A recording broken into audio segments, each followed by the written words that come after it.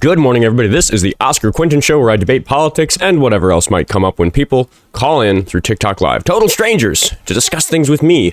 Will we get any actual Trump supporters to talk about the state of politics in America, or is it going to be a bunch of trolls? It's been a lot of trolls lately. That's been an issue in the scene.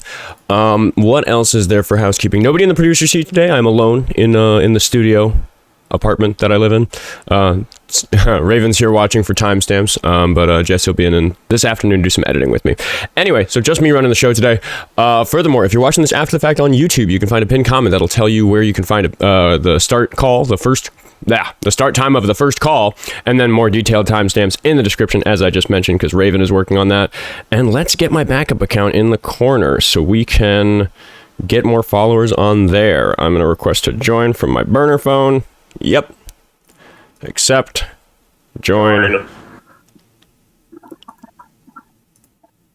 Mute. There we go. So, if you have followed the backup account Oskar Quentin 2, you may have missed yesterday or the day before, we switched over to Oskar Quentin Music, because I'm trying to keep the fire hose of extra followers bouncing between the two accounts, so just make sure you're following this account. If you want to find the other backup account, it's in the bottom of the link tree in my bio, as well as all the other socials and pay links and stuff for people who, make sure that I can afford to pay employees to help me run the show. What is today? Today's Friday, and I think the news continues to be that we're all pretty sure that Mitch McConnell is dead. I just can't imagine, I can't imagine somebody, like a team of people around Mitch McConnell not providing proof of life to somebody. They, of course, people in his circle are saying, "Oh, he's fine. We talked to him on the phone." No, dude, you gotta convince the governor. You gotta convince, I don't know, somebody across the aisle. Like, you need to, if pretty much any Democrat on the other side of the aisle in Congress said, "Hey, they called up, I visited the hospital, he's in rough shape, but he is alive and he is talking," I'd be like, okay, conspiracy theory over. Like, we don't need to be ridiculous about this. But yeah, it's fucking Rogue Ghost David in the chat is saying it already. We're weekending at Bernie'sing one of our fucking senators. Like, this is a clown show. This is a joke. This is, right? Elect a clown, get a circus. We're in the final act. This is absolutely fucking insane. Lucky Phil, did you mean to join the request queue? Lucky Phil's a donor. He's definitely a friendly. Maybe he's got a word in edgewise about McConnell, and I'll no. Ooh, hello, Lucky Phil. How old are you? Oh, good day, mate. I'm 44 years old. How you doing there? That's right. We've spoken. I immediately recognized your voice. Now, I am in the car, but I am pulled over. I'm about to head home from work, but so I'll listen for the answer off the air. Explain to me, like I'm a complete idiot who knows nothing, what's the significance of McConnell them postponing verification he's dead, and why would they be doing that? What's the go? Pretend I know nothing, and because I'm sure a lot of viewers might also be wondering, okay, there is this thing going on, but what's the significance of it all? Lucky Phil, W's in the chat for Lucky Phil for being a regular donor and keeping me accountable to the international viewers who maybe don't know how things work here. Mitch McConnell is one of our senators. Every one of our 50 states has 2 senators. They represent one of the houses of Congress. There's one of the chambers of Congress. There's the House and the Senate. So we have 100 senators. So this guy gets 1% of the vote on some fucking important shit. And if a senator dies before the beginning of August, I believe the deadline is August 3rd or 4th or something like that for Mitch McConnell, instead of them being replaced by a midterm election, which was coming up that we're all freaking out about already, we get a special election. And Thomas Massie, the Republican who voted to release the Epstein files, who has gone away from Trump, who has betrayed MAGA Americans, according to Trump. I think that he's defending the Constitution, even though I disagree with the guy on some really serious shit. He just lost his own re-election seat in the same state as McConnell. So we have this rogue Republican who's kind of on our team, where if Mitch McConnell dies before about a month from now, about 3 weeks from now, Mitch McConnell has a chance to steal the seat by being, I think there's a term for it, it's like an upset candidate or something, where like he's not likely to win in the, I don't even think he's running in the midterms. He's out, like Trump's ousted him, but he has a chance to take McConnell's seat, which would be a huge difference in terms of trying to achieve a supermajority in the Senate. And when I talk about a supermajority in the Senate, which is like there's certain things that require 2/3 or 60 out of 100 votes or something like that, we're not going to get that many Republicans in the midterm. That's not how it's going to work out. or we're not going to get that many Democrats in the midterms. That's not how it's going to work out. But the way it might work out is we'll get a handful of Democrats and a handful of Republicans who are willing to jump ship, because we've seen Republicans jump ship on things like the Epstein files, or more recently, what was the other big one?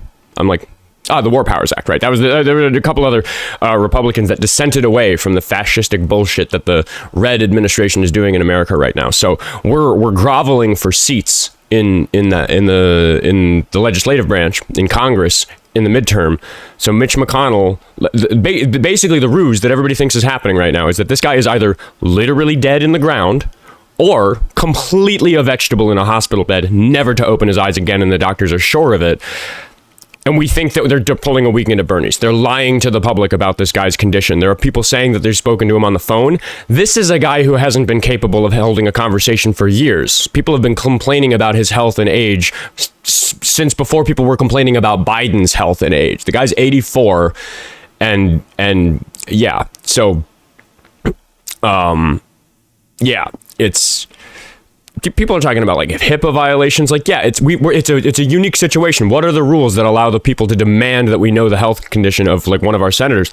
The guy's not showing up for work. The guy's in the hospital. The guy's term is supposed to be over this year anyway. But we are in this situation where they're going to wait until after August 3rd to announce that he's either dead or obviously incompetent, so that they don't trigger a special election. Daniel Savage, how old are you? 18. Too much background noise, and I do not believe you. I'm sorry. Scout, quit getting your claws caught in my tablecloth. You're messing up my studio. Why don't you just sit on my lap instead of crawling around on everything? You know, you have to crawl around, make noise. Yeah, why don't you go over there? W's in the chat for Scout. Yeah, there's a photo out that shows tubes and ventilation. It's potato quality. I have not put it under a magnifying glass, and we live in the AI age, so I'm not claiming I think it's AI. I'm just saying I have not analyzed it. What actually came out that was really interesting to me was a video of him being moved into an ambulance at his home on June 14th, and that happened June 14th, about a month ago. I'm not an EMT, and I've watched some medical documentaries, and I am aware that like transporting an elderly patient who's going under cardiac arrest might sound frantic, but like a lot of people are saying they look really calm, that they don't look like there's a sense of urgency. They don't look like they're trying to save anybody. I'm not an expert, and I do know that people who perform CPR a lot and revive people who have cardiac arrests in ambulances, like it is pretty mundane for them. But I will just say, when I get to reckoning what's going on in the footage, it does not look like they're trying to save the guy. I don't know. I don't know. It's well, okay, and John points out, this is something that I said when the news came out that he'd been revived with CPR. I immediately said, he'll never heal. He's 84. He was already having a hard time walking. He was already having like really serious, signs of both mental and physical decline due to age. Somebody that age and that health condition who has CPR performed on them has like, it's not a matter of how many ribs you break. It's a matter of how many ribs you don't break. Like his chest is a sack of broken glass at this point. I immediately thought, this is a person who's never going to walk again. His chest is going to be a bruise until the day he dies. If he ever, if he's ever breathing under his own effort again. Somebody that age with that much pain from breathing because of that many broken ribs will stop breathing just because it hurts so much. They won't be able to sleep unless they're pumped full of enough substances to keep them, to keep the pain at bay so that they can breathe. And that amount of substances can unalive a person that age. Like there's just, it's the most medically traumatic thing. And then that's without even considering the possibility, which is the real thing here, which is that his brain was without oxygen for so long that if he is alive, if he is warm, if he is in a bed somewhere, he's almost certainly completely a vegetable. I demand proof. I demand proof of life. I live in this country. He's one of my representatives. I don't live in Kentucky, but he votes on shit that happens in the fucking federal government. I demand proof of life of Mitch McConnell. And you say he's conscious? Fucking prove it. Let's hear his voice. It's like, I don't know. It's, yeah. It's, Rogue Ghost says he bet he got the Lucas machine. Is that like that mechanical CPR thing? I don't know about the Lucas machine. Raven's in the request queue. I don't know if she intends to be, but maybe she has a word in edgewise about Mitch McConnell. What's up, Raven? Hey, I just wanted to come up here for my 10 seconds. I just want to point out how the Republicans are now 2 for 2 using a dead body to further their political benefit after the pregnancy one. But yeah, that's my 10 seconds. They aren't above it. And somebody on the Discord is saying that they'll do the same with Trump. Well, that's the thing. It's like people talk about like keeping the Trump regime going. It's like, it's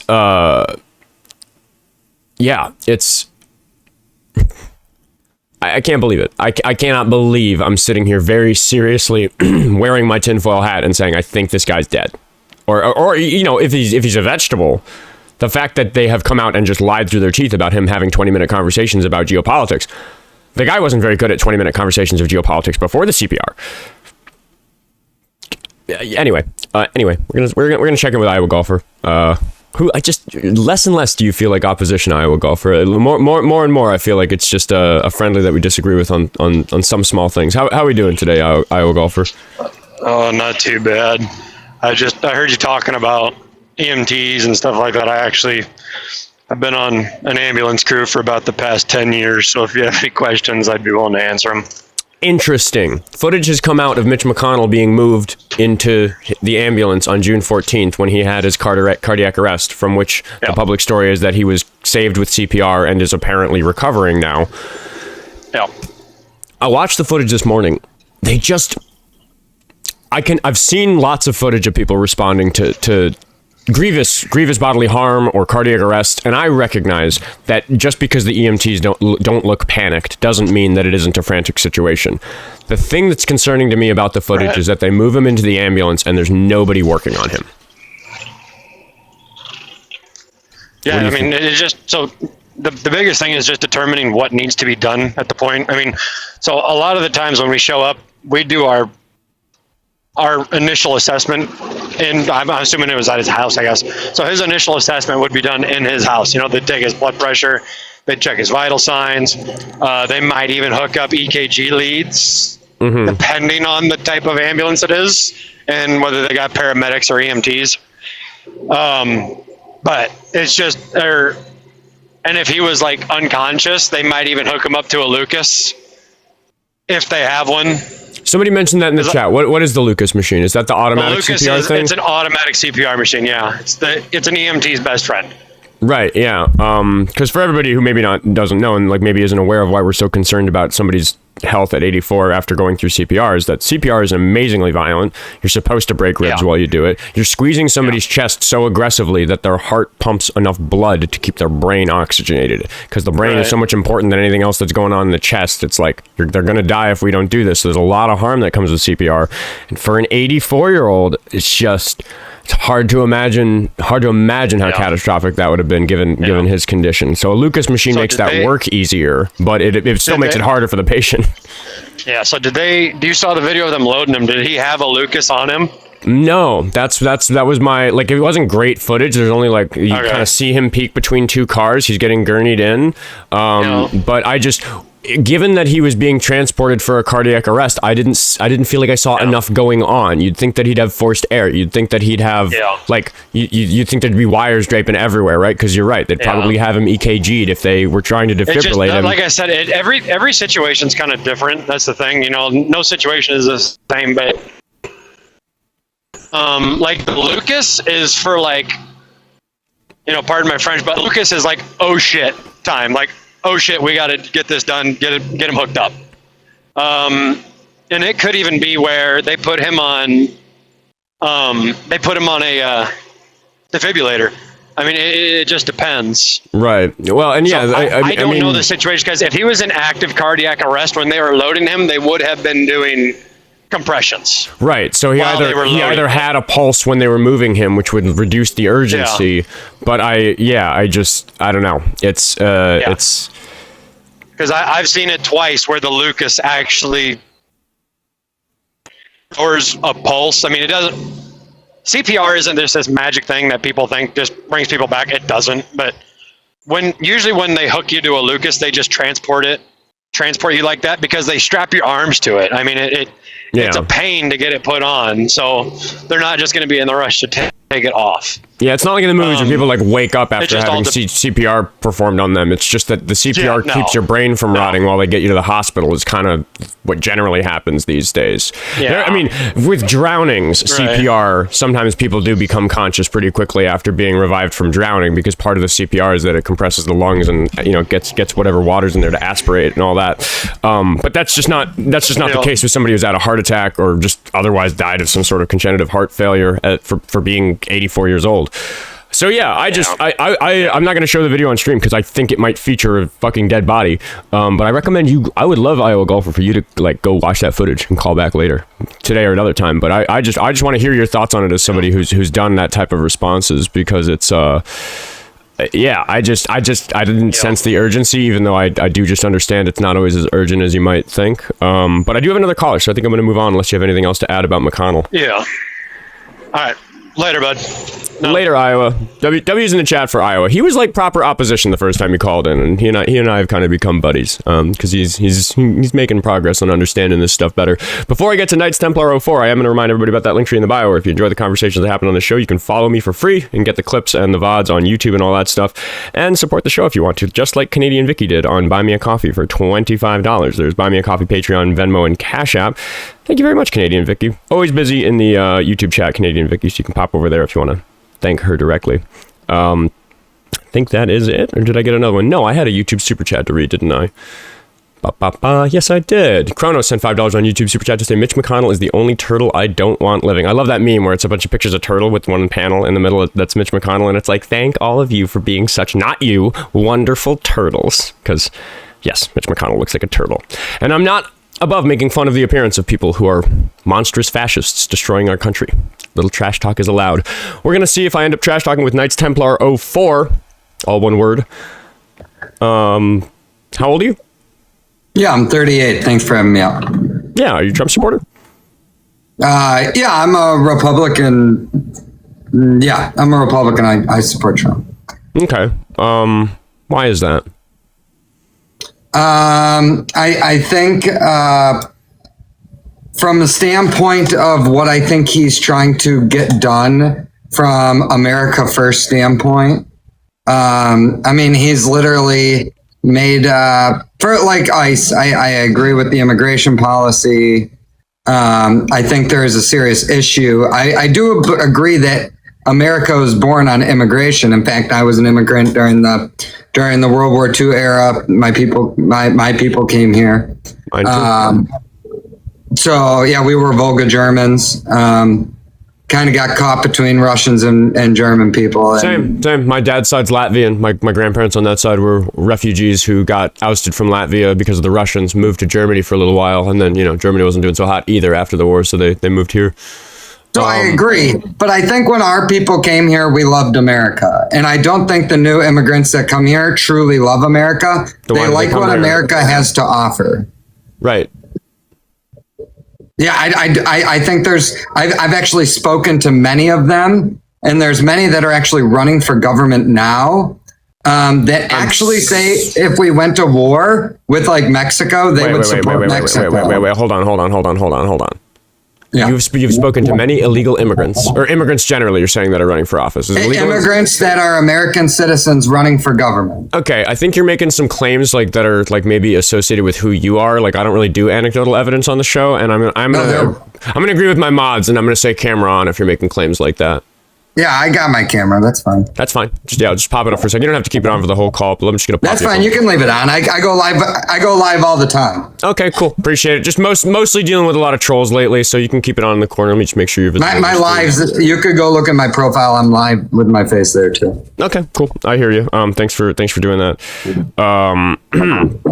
Just really quick before we move on with the conversation, I'm going to thank Lucky Phil for the $2 on Buy Me a Coffee. He said, I had a feeling it was something like that, waiting for a deadline to pass to avoid a thing. I'm just baffled with them playing Weekend at Bernie's. Wouldn't it be damaging to their cause, reputation, whatever the fuck? How can folks see them do this and think, yep, we're on the good team? Yeah, we're just talking about the Mitch McConnell thing because people are concerned about the lack of proof of life on that. But you want to, so do you want to talk about immigration? I can elaborate. Yeah, okay. So if would you be okay if America sent 20 million middle-aged American males to Venezuela to become citizens there and then go into the government and change Venezuela to an American country, part of America? Would you be okay with that? No, wouldn't be super. That's just immigration. That's what would be wrong with that. That's immigration. If the people voted in Americans. No. Yeah, you're talking about incorporating America into or incorporating Venezuela into America. That's what I was saying no to. By immigration, yes. By just simple, peaceful immigration policy. No, this is fucking nonsense. There's 350 million Americans, and the current number of people who are like moving in right now are never going to have like that sort of like what exactly is it you think that they're going to vote for in their policies if they take office? These immigrants who are what are they going to do to America? For sure. I just spoke to you. There's a lady named Priscilla running for Congress that's on here actually that will probably win because she's against like a 80-year-old man. And she actively told me on live, I have it like a video of it, that if we went to war with Mexico, she would side with Mexico over the United States. I'm a proud American, and if Trump goes to war with NATO because we invade Greenland or something, I'm going to move to Canada and fight for NATO. Because I have Canadian citizenship. Yeah, you're a terrorist. Go fuck yourself, dude. Read the Constitution. Yeah, no, that's by definition. You would not be a patriot. You'd be an enemy of the state. But what I'm arguing is that Trump is the enemy of the state. I would be fighting for the Constitution on behalf of everybody. Trump is just a person. The United States is the people.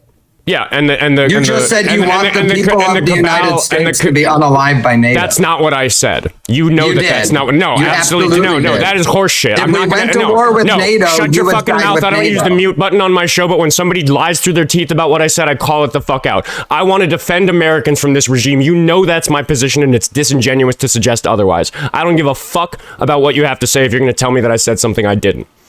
All right. So the next president, say if there's a Democratic president that you do agree with, who would you agree with? Dude, I'm not, we're just not going to skate past this. Trump is a fucking enemy of the state. Who would you agree with? Trump is an enemy of the state. That's the topic. Bernie Sanders is Kamala Harris is the enemy of the state. He's disobeying the Constitution. He has installed Kamala loyalists in the Stop bringing up other people. We are talking about Trump's the fact irrelevant. that what the fuck are you talking about? That is absolutely fucking nonsense. He's the president. All right. Yeah, the president's not as strong as you think. Trump's an old man. Are you scared of him? He's an old man. He's weak. I'm gonna bring a veteran into the call if we're gonna talk about what a person's military positions on this sort of stuff is. I was in the military too, so. Oh, it makes it even more shameful that you're the fucking traitor that you are. Oh! I never said I would be a traitor to the United States like you. You are. I'm saying you're a traitor. For things you've said in this call, you're a fucking traitor. Absolutely. You are a traitor. Knight. All right, explain.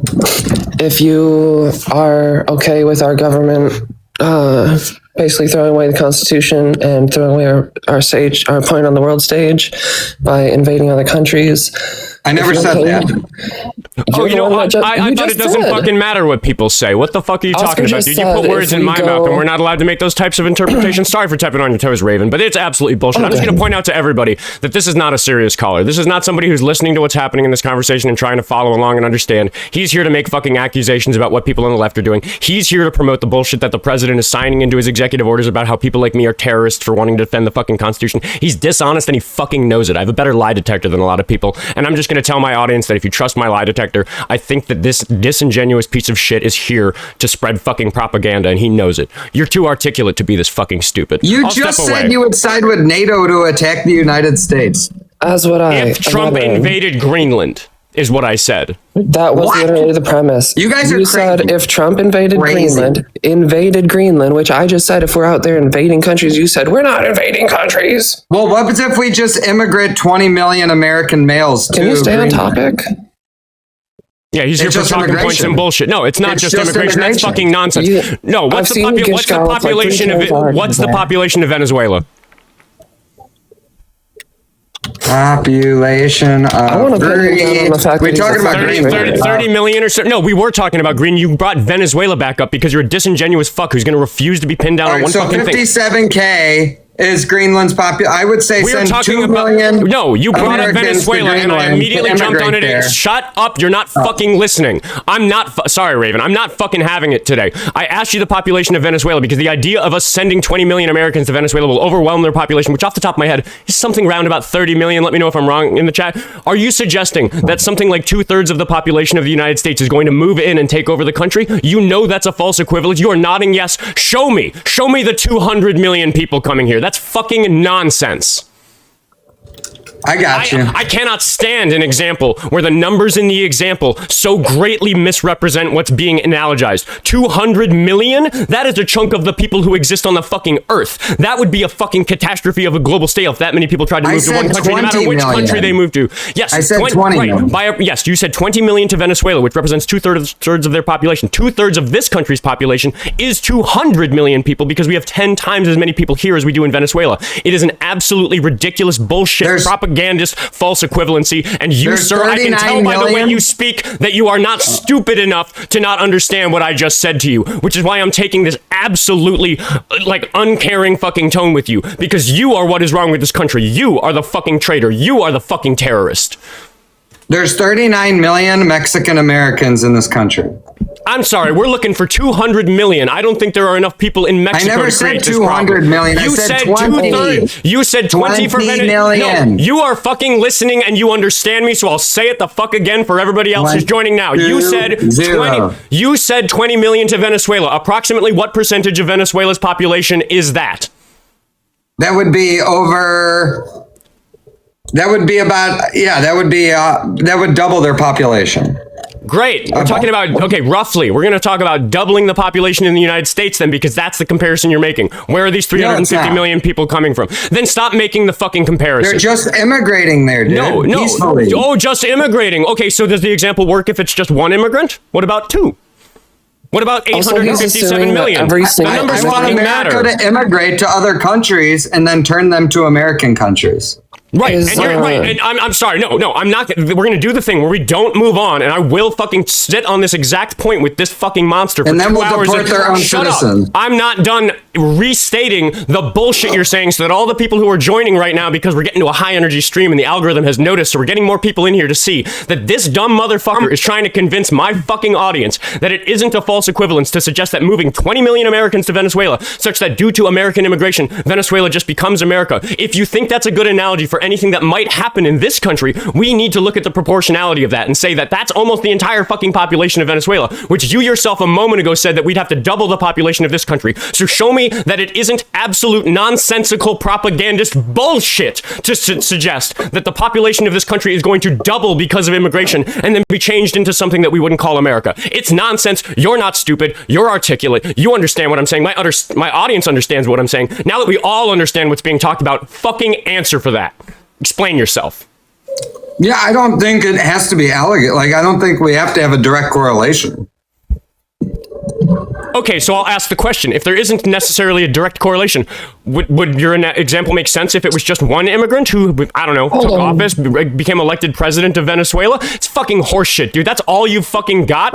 You're terrible at this. Go call into some host who can't handle this bullshit and practice and come back and try again with me. Because I don't fucking stand this type of bullshit on my show. Answer again. Why do... Here, you said that the proportionality doesn't matter. Why doesn't it matter? Because I think if it was one immigrant, it would matter. If it was a billion immigrants, it would matter. You said it's 20 million. That's almost the entire population of Venezuela. Make it fucking make sense. Why do I care? It's Wasn't just the basis that he immigration. thought that they were going to take over the government so that they need a majority to be able to outvote the Americans, as he says? Yeah, he's talking about political influence. It's ridiculous Right, that he and doesn't let's think back it up on matters. this That's and actually say an that even invasion. if... It's just modern day warfare. Hold on.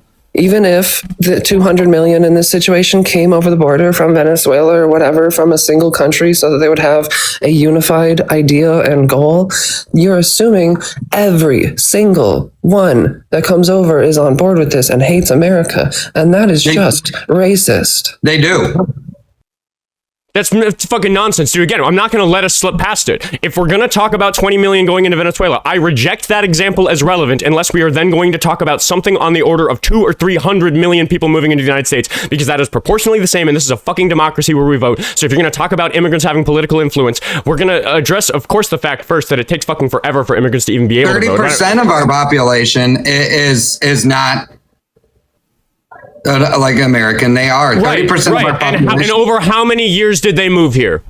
I don't care how many years. What's that have to do with that? You keep saying you don't care when I bring up the important numbers because there is this conveyor belt of life. What does it have to do with anything? Shut your fucking mouth and listen, you fascist fucking monster. It's my show. Look at that. Yeah, make fucking faces in the camera. Blah, blah, blah, blah, blah. Nobody fucking cares. Obviously, if we have 30% of the immigrants in this country, or who even if they become citizens and vote, it fucking matters that there are some being born and some dying. There's a conveyor belt. Because of that conveyor belt of life, they're not going to live forever and eventually amount to some enormous percentage. You have to show me that inside of a human lifetime, this amount of immigration is going to happen. And when I confront you with that, you just tell me that you don't care about the numbers. I'm sorry. You're bringing up numbers like 20 million when talking about human beings and then telling me that you don't care about the numbers when confronted with actually assessing if what you're saying is fucking sensible. Again, I'm not trying to convince you. I'm not trying to sit here and explain it to you because you fucking understand. I spend a lot of time on this show talking about whether or not people are evil or just completely fooled by the fucking Fox News Kool-Aid. You, sir, are not stupid. You, sir, are not fooled. You, sir, are a fucking monster. You are among the intellectual few who lack the fucking backbone to care about what it says in the Constitution if it applies to people that you don't care about. And that is fucking un-American. What's the Constitution say that I don't care about?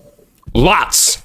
Like what? Name one thing. 200 million 200 million immigrants in America. Where are they coming from? You don't slip past it. I never said that was how many. Then why did you say 20 million into Venezuela as an example? I'm not going to move past it until you make it make sense to me. Because they want to become Venezuelans. They like the country. Yes, in your example. And then you're going to say that you're saying that they're going to overwhelm their politics and change it into some other country. And for that to happen here, the number would have to be 200 or 300 million. And I think that's bullshit. I think you fucking know that. And I want you to fucking answer for why you keep bringing up this absolutely nonsensical bullshit example of 20 million people from wherever the fuck it doesn't matter, moving to Venezuela and taking over their country. If you are unwilling to recognize that the exact number is important, then you are not qualified to have this conversation. But I know you're qualified to have this conversation, which is why you are dangerous, you monster. Is that why you don't let me speak? Because I'm dangerous? I'm so dangerous? Why is that what you have to say when I give you the floor? The irony that he says he can't speak. You only give me the floor until I say something you don't like. That's how conversation goes, is one person talks and then the other person talks. On my show, you get held to the bullshit you say. You said some bullshit, so we're not moving on until me and the audience don't think it's bullshit. Why did you say 20 million? All right. Why did you pick that number? All right, then we make one person go to Venezuela and become the president of Venezuela. Oh, one person going to a country and taking over politics in a way that destroys it and make it something that it's not supposed to be? Trump is that one man, you fucking idiot. Oh, okay, you're proving my point. I don't need to respond to that one. You just proved my point. What do you mean?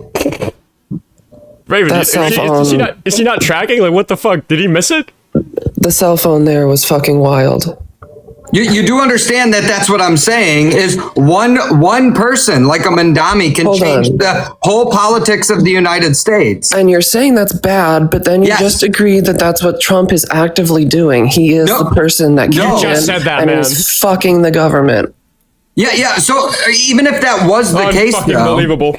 Even if that was the case, I don't actually think... No, I'm going to let him sit and puzzle on that while I thank David for the $5 on Venmo. You sit here and think about the corner you're in for a little bit longer before I give you the floor. I'll give you the floor open when I'm done with donations. You can come up with some talking points to get onto. I think I've cooked you thoroughly enough on this fucking Venezuela example. Let's move on to how he's a example. traitor after this. Yeah, we can talk more about that, but I want to see what he has to say for himself.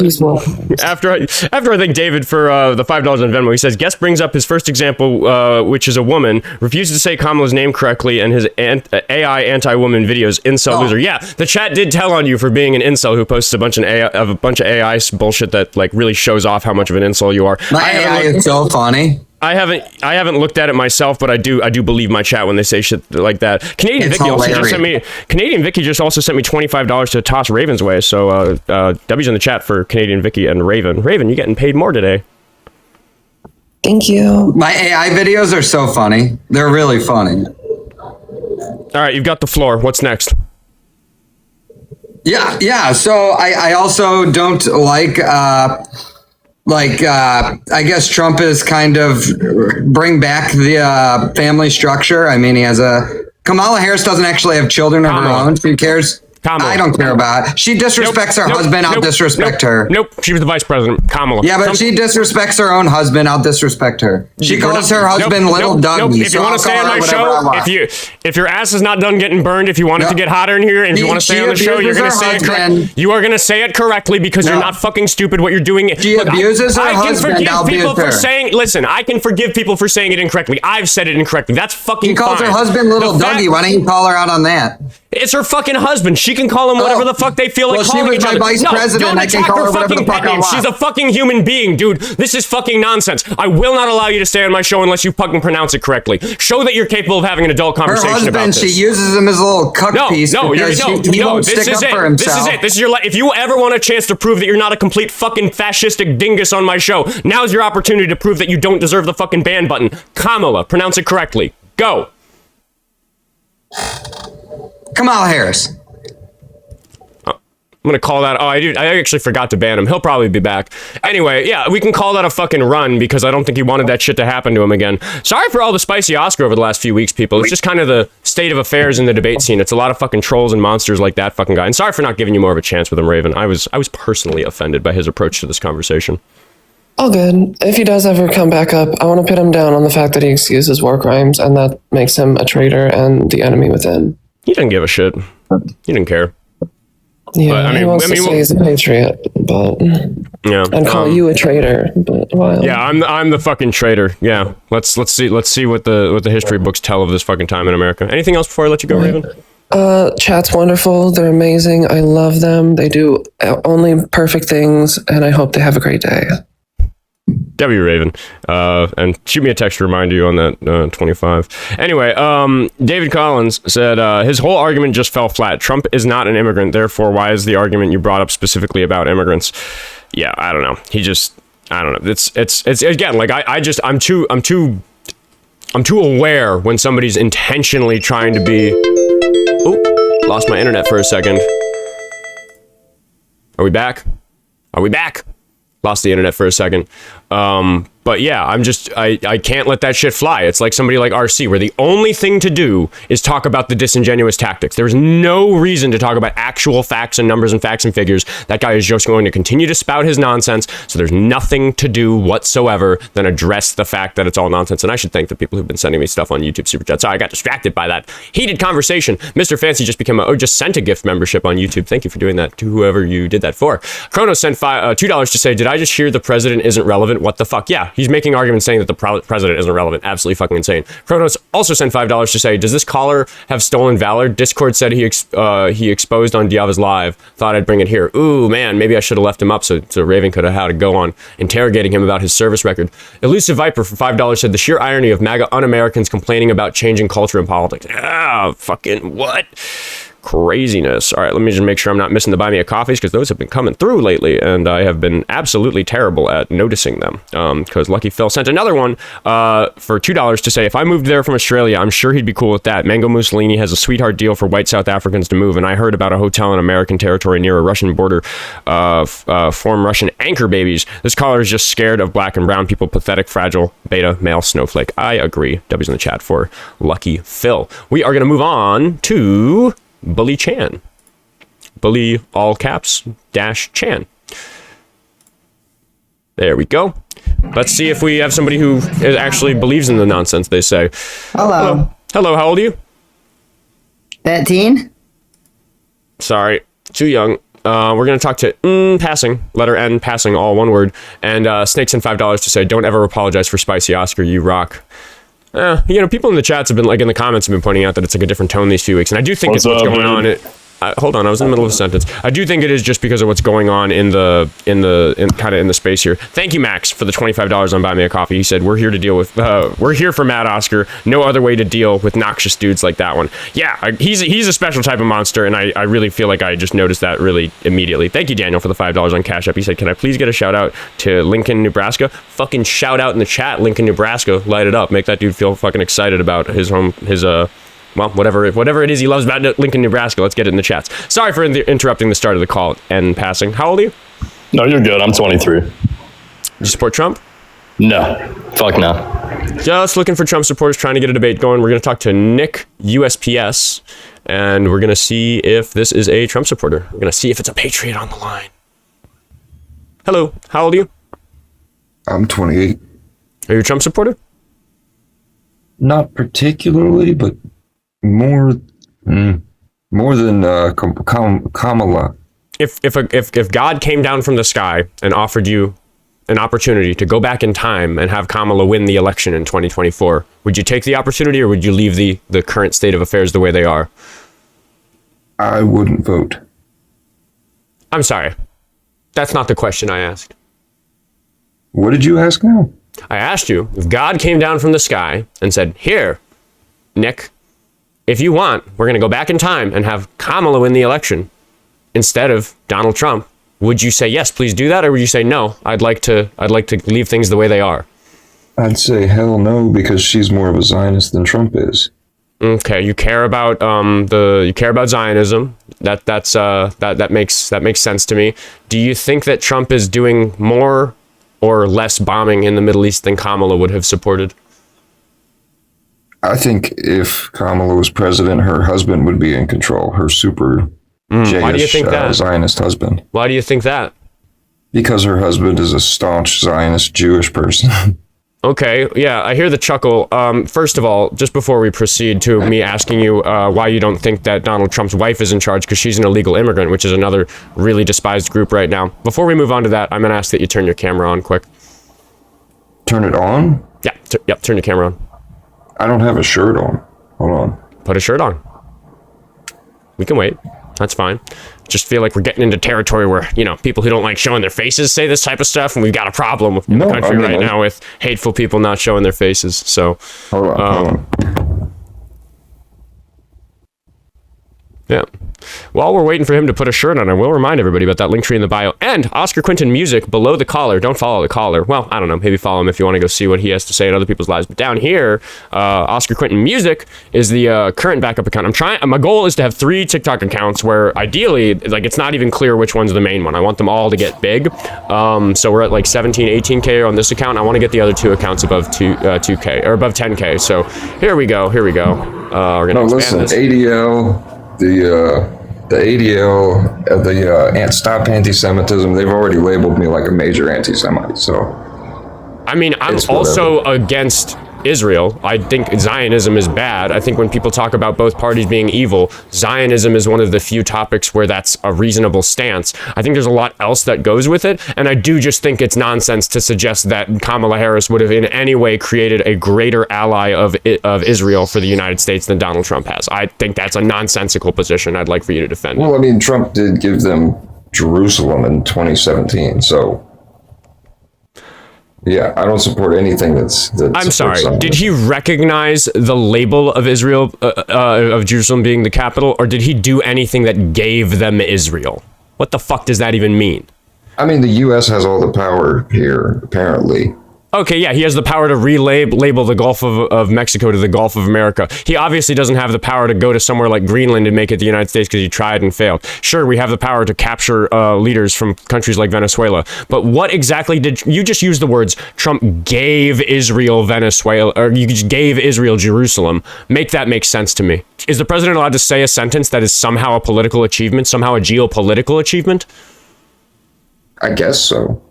You guess so? You guessed incorrectly. Yeah. That's horse shit. I don't remember what he signed, but it was... Did he sign fucking anything? Yeah. Let's Google it, because you don't even know what the fuck you're talking about. What do I Google? Here. Let's show everybody how good your research skills are about Zionist politicians in America. Let's investigate this fucking claim about Trump giving Jerusalem to Israel. What shall I Google? What did Trump do to confirm Jerusalem the capital of Israel? Okay, I'm going to point out something that you're doing. What did Trump do? What did Trump... sorry. What did Trump do to confirm... What was the rest of it? Jerusalem as the capital of Israel.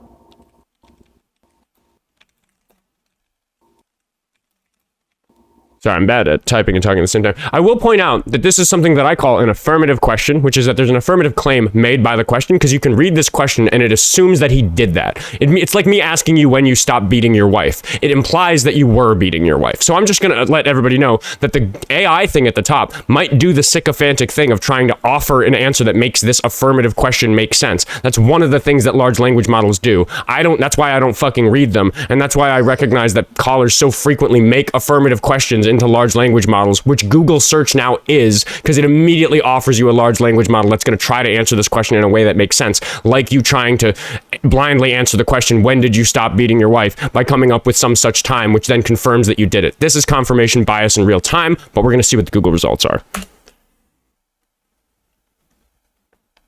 Formally recognized Jerusalem as the capital of Israel and ordered relocation of the American embassy there. But look at this, you're actually right, he did something by signing a presidential proclamation, and he broke nearly 70 years of U.S. foreign policy, implemented the Jerusalem Embassy Act of 1995, which previous administrations had repeatedly delayed. All right, I'll give you the fucking W.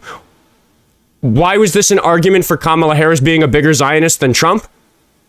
We're reading the Google AI thing, by the way. I should have been more careful. See, even I just did it right now. I blindly read it because I'm so fucking used to Google working. But let's see. National keeps his promise to open U.S. embassy. That's there. New York Times. Yeah, I remember him recognizing it. But looks, you're right. He did sign something. Formally recognized Jerusalem from the New York Times. Here's a source. So you're right. How is Kamala Harris the bigger Zionist? Because she would have been a bigger sellout than him, genuinely, for way less money. I took a moment to educate people about how Google works, but the caller was right about his claim. But why? But your claim is in favor of Trump being the bigger Zionist. Like, what the fuck? Well, Trump's not married to a severely, extreme Zionist like Kamala is. Okay, she was vice president. You remember that, right? She has a long political career in this country.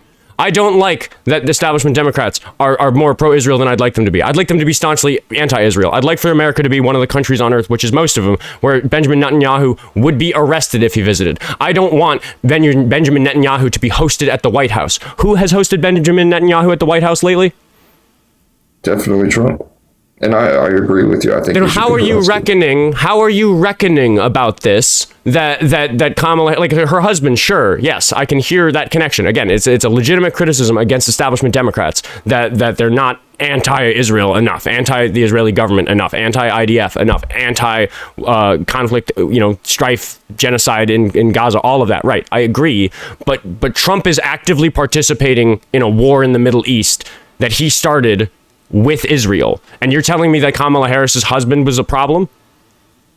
Yes. I mean, they're both problems for sure. Yeah, and then we haven't even gotten into all the other reasons. But again, you just haven't suggested to me that it makes any sense for anybody to look at all this information and fucking suggest that he's not the bigger Zionist.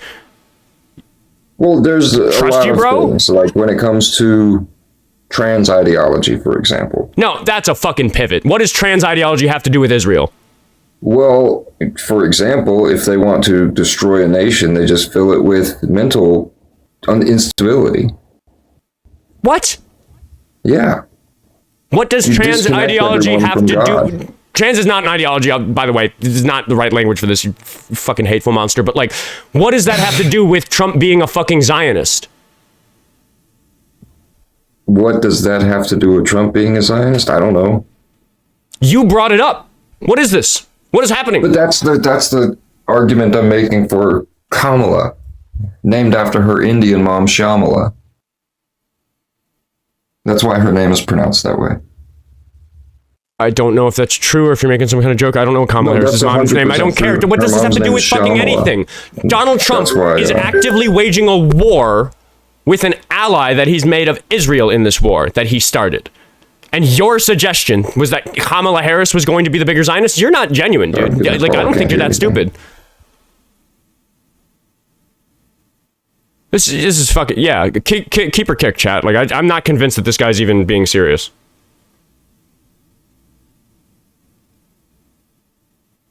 Is teacup now, like, fucking trying to look up how this fucking makes sense? Fucking hilarious that I, like, gave that whole spiel about Google and then I, like, absentmindedly read the fucking thing out. Because I was going to read it out and see what it said and then move on to the next thing, but it so confirmed what he said. And it jogged my memory about what happened, so I was like, oh, this is right. And then I realized I need to still do the step of fucking scrolling and checking if the large language model that it pumps out is right. I'm not perfect, everyone. Everybody knows I'm not perfect if you watch this show frequently. I'm catastrophically wrong about something about once a week. I find. I wouldn't call that me being catastrophically wrong. I just forgot to scroll for a second. But anyway, why are you fucking teacupped? If you have good reason to think this, you should know it at the top of your fucking head, dude. Get out of the teacup and tell me why you think this, because you are frantically looking for reasons to make your position make sense instead of frantically looking for truth to come up with a position that makes sense. You're fucking doing it backwards, which is what I was just fucking saying. $10 from Alexandra. Thank you very much on Venmo. The guy was the corniest rage better ever. Also, Raven's voice is like music to my ears. About the previous caller. So thank you very much, Alexandra. And David sent another $5 on Venmo to add. Guest spun the wheel of pivots and landed on transgender. For a sec, I thought the wheel was going to land on the border. Yeah, I fucking, like, I'm not getting very many keeper kicks in the chat. Maybe I didn't say it clearly enough. Are we keeping this caller or kicking him? Oh yeah, there are all the kicks. Yeah, he's trolling, right? Like I don't even know what he's fucking frantically teacupping for right now. It's just absolutely fucking ridiculous. I'm not right now in a place in terms of how I run the show where I'm dealing much with the bullshit. I would entertain bullshit for a long time earlier in the show, and it's not like I get a lot of comments about people saying, oh, Oscar, you've changed. Oscar, you're different. I've been getting them since day one. Every week, somebody looks at how I behaved on the show in the week prior, and they think, oh, Oscar's different forever now. No, we just ebbs and flows, guys. Like, there's stuff going on. I mean, like, there's this whole cameras on thing that we're doing right now because of the volume of trolls, and like, you know, if you're not enjoying the spicier variety of this show, wait a week. Hope, or find somebody in your life who supports Trump, like, seriously, and get them to fucking call in. But I'm not gonna apologize for like the supervisory decisions that I have to make when running this show, because so much of running this show is navigating the conversation in a way that doesn't allow the disingenuous tactics of the ocean of disingenuous people trying to take these shows down and fuck with us and waste our time. Like, we have to combat that, and I spend an immense amount of time on a daily basis just like dealing with that. So it's fucking hard. Somebody asked, do I ever take a breath? And the answer is no, I don't ever breathe. I take a big deep breath at the beginning of the show, and then I yap for the entire show. Jokes aside, I treat this like a radio show. Like, I work really, really hard to not have dead air. I work really, really hard to take a moment like this where IowaGolfer's back, so we're going to talk to him in a moment, but I don't have another caller in the queue because we've scared away all the trolls. And I think one of the reasons that even though my channel is growing so quickly, even though this show has incredible viewership for how small I am in terms of total followers across all the platforms, like, how many people are watching right now?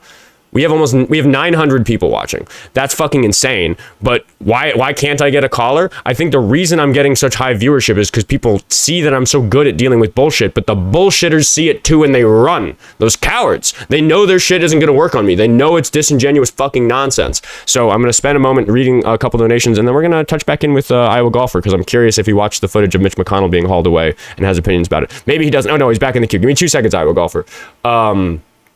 Konos sent for, let's see.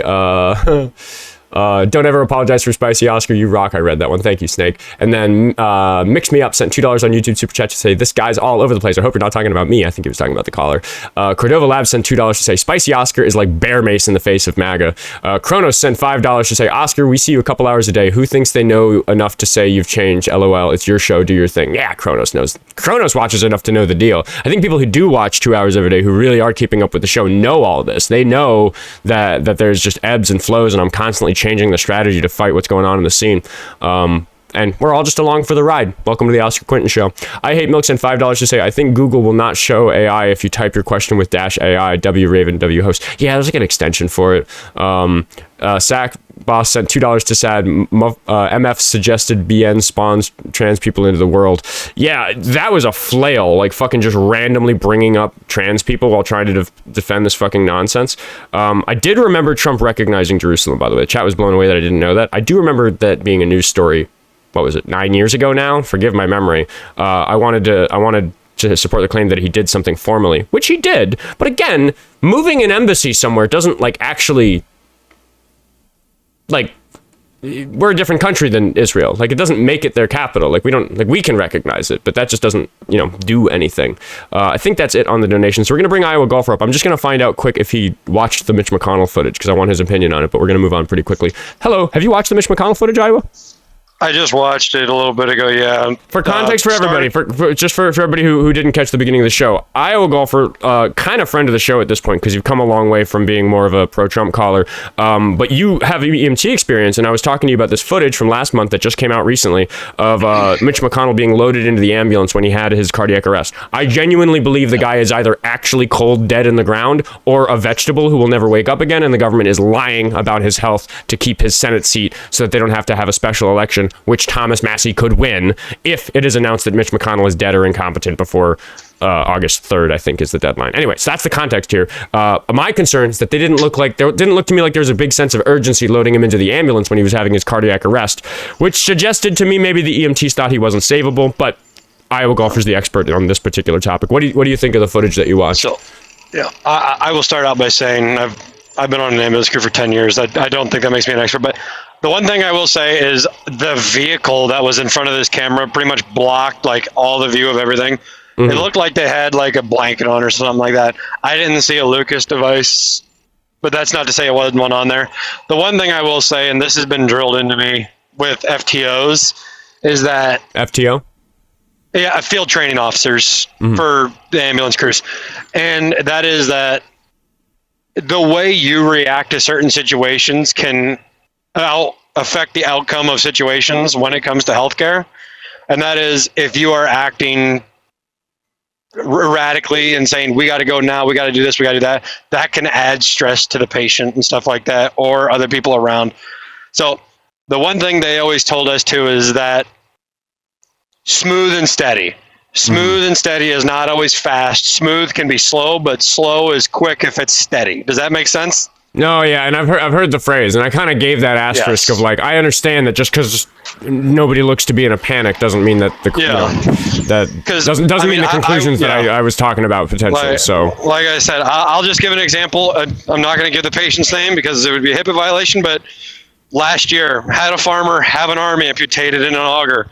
We got there and we're just like, oh shit. But we're just like, okay, let's walk over to the ambulance and we'll get you taken care of. But we're all shitting ourselves metaphorically, thinking this guy is going to die, but he didn't. But it's just kind of just trying to stay calm. I mean, I don't know. I wasn't there, so I can't really read the situation all that well. Do you think it's there was one question I had because the article that I read, I haven't seen concrete evidence of this, but it was just something that was listed in the article I read that was showing me the video. Do you think it's meaningful that they didn't have the sirens on when they drove away? I genuinely don't know. I don't necessarily think it is. The thing is that so I come from a town of like 5,000 people, and we find it more annoying generally when sirens are on if it's not necessary. Now, if the roads are blocked and stuff like that, and there's like a ton of traffic, we'll turn the sirens on. But it all depends. Now, if there was no lights on and they were going the speed limit and they were stopping at all the stop signs and stoplights, then I'd be like, okay, yep, that's an angel flight. That he didn't make it. Right. Yeah. I mean, I think that's kind of the impression that people are getting. But again, we just don't know, and I try not to peddle in conspiracy theories. I went against the grain and wasn't out yelling that the White House Correspondents' Dinner shooting was a hoax because there just wasn't good enough evidence that it was for me to like confidently state that on my platform. So I'm not going to make any confident proclamations about what that video means. I will just say it didn't give me any confidence. Oh, what did I say? Yeah. One thing I will say, I got a misinformation flag because I said the word hoax. Oh God. Oh, well. People gotta get I just said alive. it again. Watch my account get taken down. Follow the backup, Yeah. everybody. One thing I will say, Oscar, I do have a trip confirmed. I don't have the date confirmed yet. Next month, me and a couple Masonic brothers are going up to the Shriners Hospital up in Minneapolis. Mm-hmm. We're going to be up there for 3 days volunteering. So I will be in Minneapolis next month for 3 days. I just don't know the days yet. Yeah, hit me up. We'll have a beer. Okay, buddy. So, all right, man. Take care of yourself. Appreciate you. Yeah, I'll Have a good live. Yeah, I'll catch you later, Ira. Mods, let me know. Are we restarting? We got an hour. We got 600 people on TikTok. I feel like it's gonna, like, if we cut the stream in half, like, maybe we have a chance, because the viewership's great, and we do have Mind Your Maynard, who could be, yeah, everybody wants to restart. Mind Your Maynard, if you're opposition, I do want to talk to you, but we're going to do a quick restart, which means if you're watching this on YouTube, you don't have to do anything at all. You just need to hang out for a second. We're just going to go offline for 10 seconds, so just hang out. Make sure you're following me if you're not already following me, but you don't even need to follow me. The live's going to end. It's going to say live has ended. You can click on my profile picture, wait 10 seconds, swipe down to refresh, click the red ring when I'm back live again. Yeah. And restart. And Portland's pointing out that the restarts do help with finding more callers. But Mind Your Maynard, I see you in the request queue. You can be first if you get in quickly when we restart. So I am just gonna end the live, and we'll be back on in just a second. Trump is almost certainly a rapist of many, many children. I think it's fair to. By the way, we're just saying this to the YouTube chat because we're not live on TikTok right now. Trump, like, I think he probably raped like hundreds of kids with Epstein. Anyway, we're going to go live again. Just wanted to say that while the TikTok gods aren't listening. How we doing, YouTube chat? While we wait for everybody to come back. Do I have donors to read? I might. Live has ended. Okay. Chris sent $5 to say, keep up the good fight. I hope he's watching on YouTube, not on TikTok, because we just read that. Yeah, maybe I shouldn't read the donors right after joining back in, because then the people won't hear them. I'll reread Chris in a moment. But let's get me back in the stream. Guest account. Accept. Join. Mute. Okay. Oh, Chris is here. He says, yes, I'm watching here on TikTok. He got in right away. So yeah, thank you for the $5, Chris. I appreciate you. He just said, good, keep up the good fight. Yeah, we're trying. So we'll see. Did I hear about Dean getting banned from TikTok twice for being underaged? No. Is Dean banned for being underaged? Was it an age restriction ban because he had guest callers that were underage? Because a lot of kids call into his show to troll. Like, that's a thing that happens. No, I haven't heard anything about that. I did hear about some other stuff. Dean had some trouble with some trolls doing some stuff on camera they're not supposed to. And that's something we all got to worry about. No, they thought he was underage? That's fucking hilarious. No way they didn't lift it. I mean, I'm sure they're going to lift it. Some reliable sources in my Discord are saying that TikTok banned him for being underage. Is his account banned? Like, is that what, like, is he just banned from live? Because no, he's still here. Yeah, that's wild. Hello, Scout.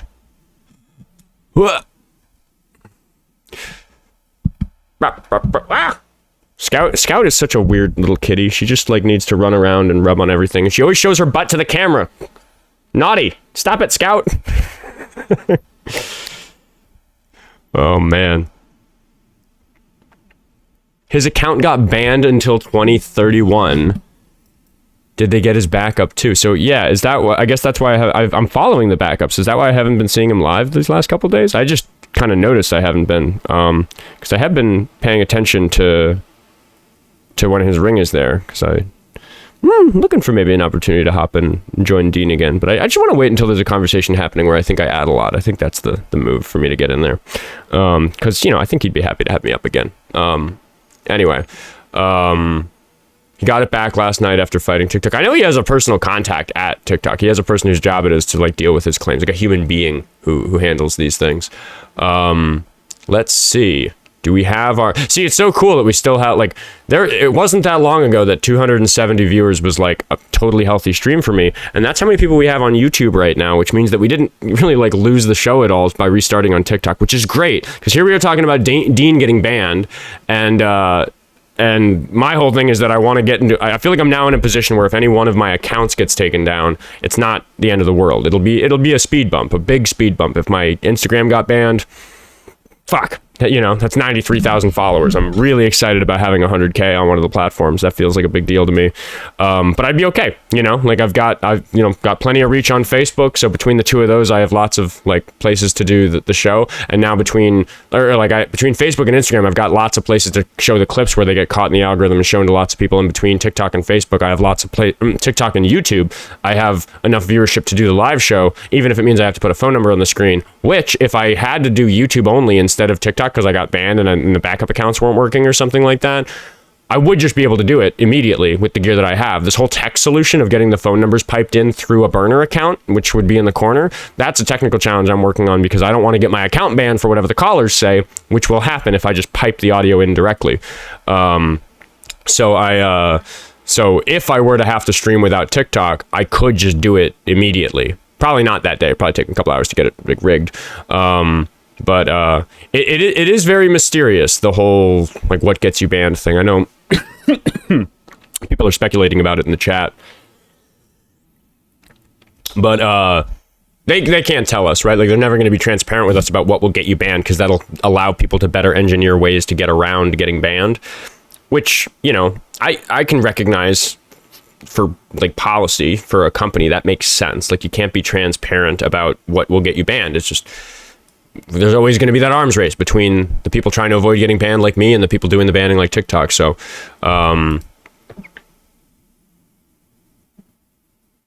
yeah.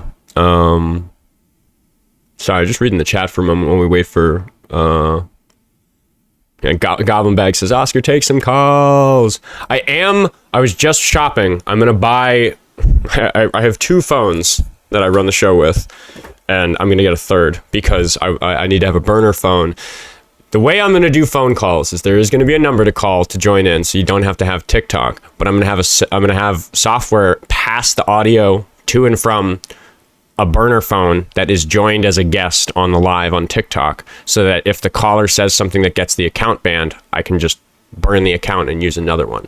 So there's some external hardware that's needed for that, but I am going to buy a whole ass iPhone, which also because, you know, I do outside footage and stuff like that, like it's going to be good. It'll be good for the show to have a work phone.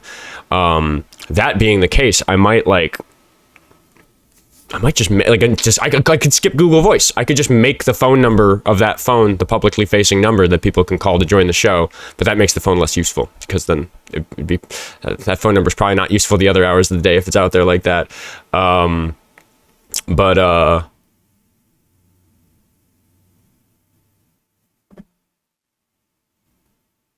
People are speculating about different solutions because there are a bunch of different solutions to this, but I'm going the extra mile with this one because I can justify spending the money.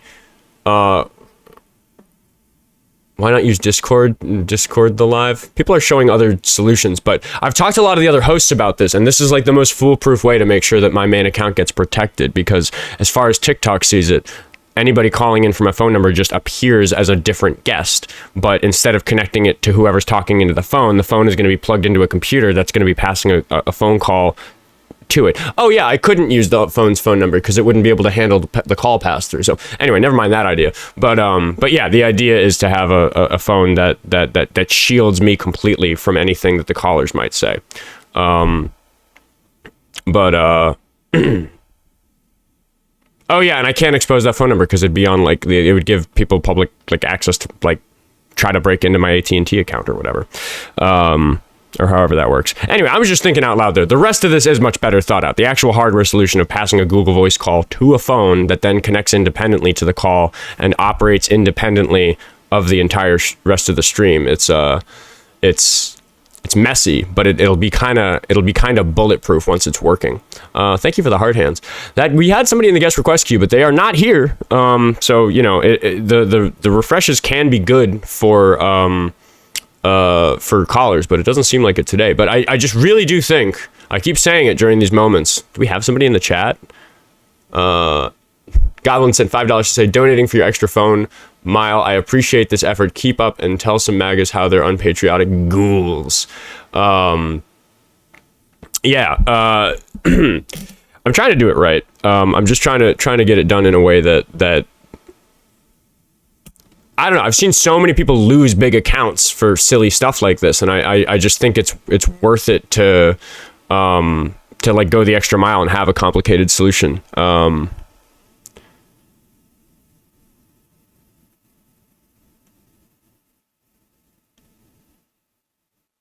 Okay, so people are talking about other pass-through solutions where like the whole call is passed through the backup account. But then I'd worry about synchronization between my lips and the audio for the people viewing. I could fix that in post for the show that gets uploaded after the fact. But I think that I like the idea of just having it all completely divorced. OMG,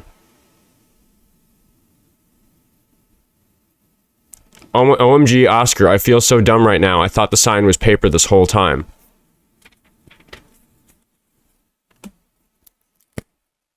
It is. What are you talking about?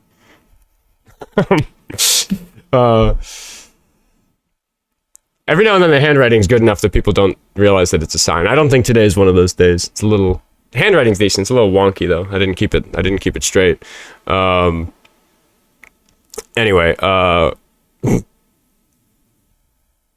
were people speculating about whether or not it was a graphic? It is floating on a microphone stand. Like that you know, this little bar is what's holding it up. It is. I think it's less the font and like the way it looks on the screen, and more just that it is floating here that makes it feel like a little bit of a magic trick. But it's just taped to a mic stand. I've gotten really good here. We're just hanging out with people. We wait for a caller. I've gotten pretty decent at doing this. Like, here, I'll see if I can perform live on the air as a gag.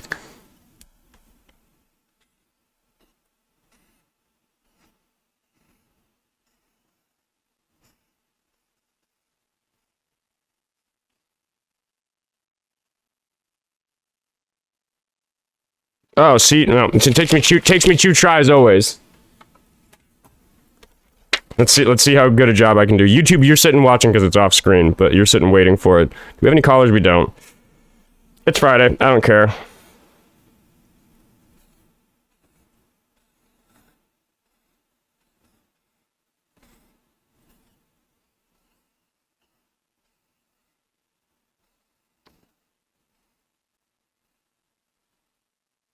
It's one of those things where, like, the more I think about it, the worse it comes out. I don't know. The best ones that I've ever done have been the ones where I like check out for a second and I'm not at all paying attention while I'm writing it. Podcast that never sleeps. No callers. Are we doing a friendly stream? I don't know. It's all. I mean it. I genuinely, like, when I sit and talk about it, I really mean it when I say that at least within the TikTok space, we seem to be completely like. We seem to have completely saturated the market in terms of like getting to all of the Trump supporters. I think we are just running out here on TikTok of people who actually still believe in Trump. So, you know, there might be people watching on YouTube who would call in with a phone number. So I need to buy that phone. Might do that this weekend. But I just wonder about how that goes in the general public. Shalmaneser. I don't know how to spell your name. How old are you? 46. 46. Are you a Trump supporter? There's a TV going on in the background. Can we get that turned off? Yeah, you know, chilling at work. Are you able to get to a quiet spot? You're right here, right now. Okay. So, sorry. Are you a Trump supporter? It's not about being a Trump supporter. It's more like, you know, we won't vote Democrat. That's what it is. We're not obsessed with Trump. You know, we're not Democrat, liberal voters. That's fucking stupid. You know? That's fucking stupid. Yeah, that's real stupid. I know. It says who? Me, the just liberal now. genius. Yeah, I would vote for a Republican if they were anti-Trump, as opposed to a Democrat who wasn't going to do anything. I about see. it. So you would only vote for somebody on what they believe in, only, right? Country over party. Or what they think it is, right? Country over party. That's country over party, right? Just like how the Democrats are, right? I'm actually just going to ask that you turn on your camera. I'm sensing a pretty unnecessarily adversarial tone, and I just want to make sure that you're a serious human being. A serious human being. What makes you think that you're a serious human being? You can't turn your camera on. Let's see. How new is this account? Yeah, 17 followers. Yeah, sorry, yeah. Yeah, I'm not on TikTok. How about my customers at my store, bro? Why don't you look at all the customers? Why don't you check out all my sales? If you ever been to Detroit, if you know who Chaldeans are, I don't give a fuck about you don't anything know? you're saying. You don't know give exactly, a shit. bro. Don't give a shit not at all. educated on that part. Don't bro. give a shit You're at not all. Educated on that, right? I don't give a fuck about what's going on in your life. You don't give a fuck about business and business sales, but you do sure give a fuck about TikTok followers, huh? Does TikTok followers make you more educated or something like that? They make me wealthier, and I care about them from a business How do you perspective. get wealthy, bro? How do you get wealthy, huh? People send me money. Send you money, huh? Oh, they send you money for being a moron? See, I get money. I make over $4.5 million in sales because of the service I get. Okay. You just, bragging to some dude on TikTok? Dude, go fucking meet a human being in real life. TikTok is full of shit, bro. Get out of here, bro. TikTok education, You're on TikTok right now. You're sitting here bragging about your fucking sales on TikTok, dude. I am going to brag about it, bro, because that's fucking financial history right there, bro. Been in business for over 50 years in Detroit, bro. Well, how long you been in business in TikTok? I haven't been alive that long. How long you been in business in TikTok? I don't. Tell me something. Do you own your own house? Do you own your own house, bro? Or do you live at, your mom's house or something? What the fuck is this, man? I've been doing this for 4 months. Fuck off. Who cares? 4 months? Whoa, man. Damn, dog. Whoa, too good there. Whoa, too good there, bro. What do you care about, dude? Why are you talking to me? I've been in business for over 30 years, bro. That's me, not including my family, bro. Dude, if I was that successful, I'd probably retire, unless I really loved what I was doing. Retire, right? Yeah. Who the fuck retires, bro? Are you serious, bro? Retire at what? 46 years old? Who retires, bro? I'm not a millionaire. Okay. That's what you think, bro. Thinking owning your business, bro, makes you a millionaire? Can we get some W's for the guest in the chat? He needs some support. He's not gonna get it from me. I want him to feel better. No, my chat. I know a lot of the callers are lonely. I know a lot of the callers are tired of the people not listening to them rant and rave in real life, so they come up here and a lot of people watch. Don't worry about Trump, bro. Worry about yourself, bro. Worry about people that are trying to fucking make policies based on helping other people from other countries that have nothing to do with this place.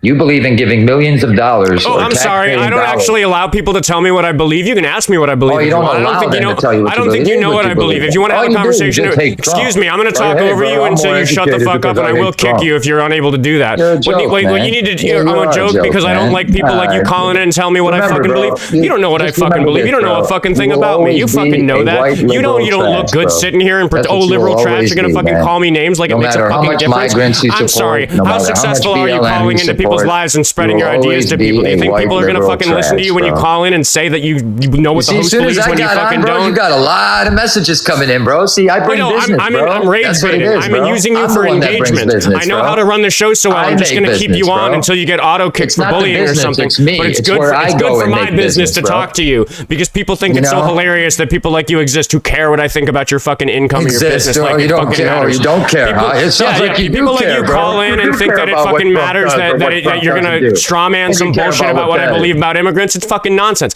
It is just good for viewership, though, so that's why I allow you up. You got anything else? 1 second. Gotta reply to some morons here. Eyes up here, buddy. You're on the fucking show. You can speak with your mouth. Chill out, motherfucker. Don't talk to me like that, motherfucker. You better watch your mouth, bro. Oh, no, I better fucking watch. Oh, I better watch my mouth. What's going to happen if I don't? Watch your mouth, bro. What's going to happen if I don't? Watch your mouth, man. What's going to happen if I don't? You said I better. Is that a threat? What's going to happen if I don't? Oh, no. Look at that. We got some threats now. What's going to happen if it don't? That's a question based on your thinly veiled threat. You fucking know it, dude. Don't fucking threaten me. Strike me down and I'll live forever, bitch. You don't fucking want that. You know it. Oh, man. Getting tough right now. Yeah, you want me on the wall next to fucking Charlie Kirk? Fucking do it. I fucking dare you. My mission will be accomplished if one of you dumb fucks kill me. See what kind of hatred you are, motherfucker, talking about Charlie Kirk. Yeah, dude. People like you that support doing that, right? People call in and make those thinly veiled threats, but none of you are going to fucking do it. it Something like because that. you Yeah, know that's if what you are. fucking do it, You're I a will live scumbag. forever. You'll always be a white trash scumbag. I don't believe in God, Remember that, motherfucker. bro. I'll be gone Remember after somebody that, bro. does that. Always, I'll bro. be proud to die. Make sure in you that look in the fucking way. mirror Make and it you'll fucking always be happen. remembered as a white trash scumbag. All right, bro? Well, gonna I got give a this few guy- customers, bro. Goodbye, man. I'm gonna give that guy a follow. Oh man. Oh fuck. How do we not get more caller space than that? Miller, okay, we got somebody. Let's go. All right, enough nonsense. Hopefully, we'll see if Miller's a serious caller. Linktree in the bio if you want my business to be as successful as that guy's. Hello, how old are you? I'm 19. Do you support Trump? I don't. I'm more conservative than I am just a Trump supporter, you could say. I think that even like pretty normal conservatives who are just like concerned about like maybe some values that I don't share, just like things like abortion and like how we tax people, like fiscal policy, stuff like that. I think that even those conservatives should be seriously anti-Trump. Yeah, I'm more so leaning towards. I was 17 in the election of 24, and I can't tell you what I was in 16, but obviously I feel like Trump has changed since then. I was growing up, I was more pro-Trump in the 2016 election, and now I just feel like it's changed too much, and it needs to go a different route. I'm leaning more towards libertarian than I am conservative, but I still hold conservative values. Like right now, if the election was today, I probably wouldn't even vote. Yeah, I think that's maybe a little better, but I don't actually think it's very sensible. But for a different reason, because you could say that you're not going to vote, and I would say that I think you do have to pick the lesser of two evils. I think it's irresponsible to waste your vote in that way, unless we have ranked choice voting, which is a way where you can vote for some third party thing without necessarily totally throwing your vote away. But I do just want to stick on this thing about how I think that if you do you recognize that regardless of what either of the parties are doing or the politics of today, there are some basic foundational rules about how the country's run that are catastrophically important to ensuring the democracy in this country? Yeah, that's right. And I just right now I don't think either party can uphold that to the best of each's ability. Right. But unless you somehow have measured and determined them to be perfectly equal, I think it is silly to say neither, because it's just too complicated to suggest that they're exactly equal. You got to make a decision about who you think is better. Yeah, that's a great point. But right now I'm kind of leaning on the fence. I'm in the middle. Like I said, I still kind of hold the conservative values, but I feel like some of those are just not the most important right now with the way the world's going. What's not the most important right now? Like things like abortion or anything else compared to the war, like wars going on, or the state of the world. Like I just don't see that being more important than peace. Yeah, I agree that there's some bigger stuff going on. The war is one of those things, but I think just domestically, we're in a situation where the president's not following the rules. There's a bunch of rules that make sure that the president doesn't become a dictator by doing whatever they want and getting around those rules or upsetting the checks and balances. Like, are you familiar with what some of those rules are? I ask because you're a little bit young. Do you understand the structure of the government? Do you know the three branches? Yes, I do know the three branches. I'm not going to sit here and say I'm the smartest person in the world. Mostly, since I'm so young, politics necessarily don't affect me as much. I feel like more social issues affect me, which is kind of contradicting of what I did say. I understand if you're going to bring that up. I think it's self-contradictory to say that you care about social issues instead of politics, because politics are the way that we manage social issues as well as other issues in this Exactly. country. That's what I'm saying. Is the social issues kind of right. But influence the politics. But the entire country is established on this foundational set of rules about how people who are elected are able to use their power. And if people break those rules, it's because they don't like that system. They don't like the system that protects us from having one person being in charge of everything. And the whole idea of America originally, 250 years ago, when we wrote some of our founding documents, things like the Declaration of Independence, the Constitution, and then with it, the Bill of Rights, were things that had to do with making sure that we didn't consolidate power in such a way that we'd end up living in the sort of situation that the founding fathers were fleeing in Europe in the 1700s. So we can say never mind abortion, we can say never mind tax brackets, never mind like even immigration or things like that. Like just aside from all that, we just need a president who's going to follow those rules. Can you and I, like, are we on the same page about that? Yeah, we're on the same page. If we are on the same page about that, what do you think the consequences should be for a president who steps into the office and constantly, frequently works very, very hard to get around those rules? Sometimes successfully, sometimes not successfully, but a lot in a way that we've never seen a president try to do. I honestly don't know. Can I kind of change the topic a little bit? Would you try to talk about what you see as a true patriot? Like get on topic with the That's exactly where we are. It's that I think that being a patriot is somebody who respects that those rules are the reason we all get to eat healthy food and walk in the sunshine and go to work and drive on the roads. Like I think that the thing that made this country great in the ways that it is, because there's some ways in which I don't think it's great, but I think all this progress is because of those foundational rules. I think they protect us, and it's my love and care for that system that I think makes me a patriot, which is why I'm sitting here zooming in on it with you.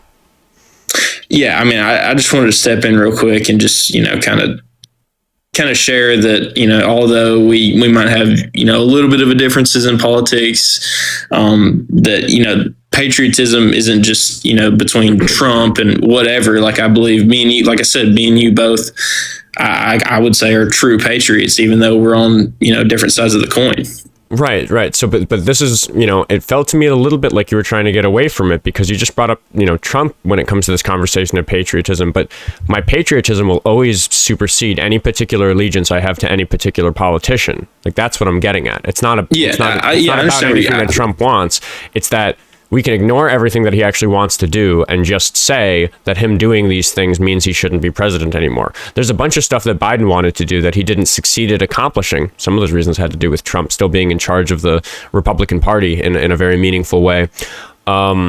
But if Biden just said, no, never mind, I'm going to go around and do it this way. I'm going to sign executive orders that, he did do one executive order that the Supreme Court shot down, but that type of thing happens once or twice in a presidency.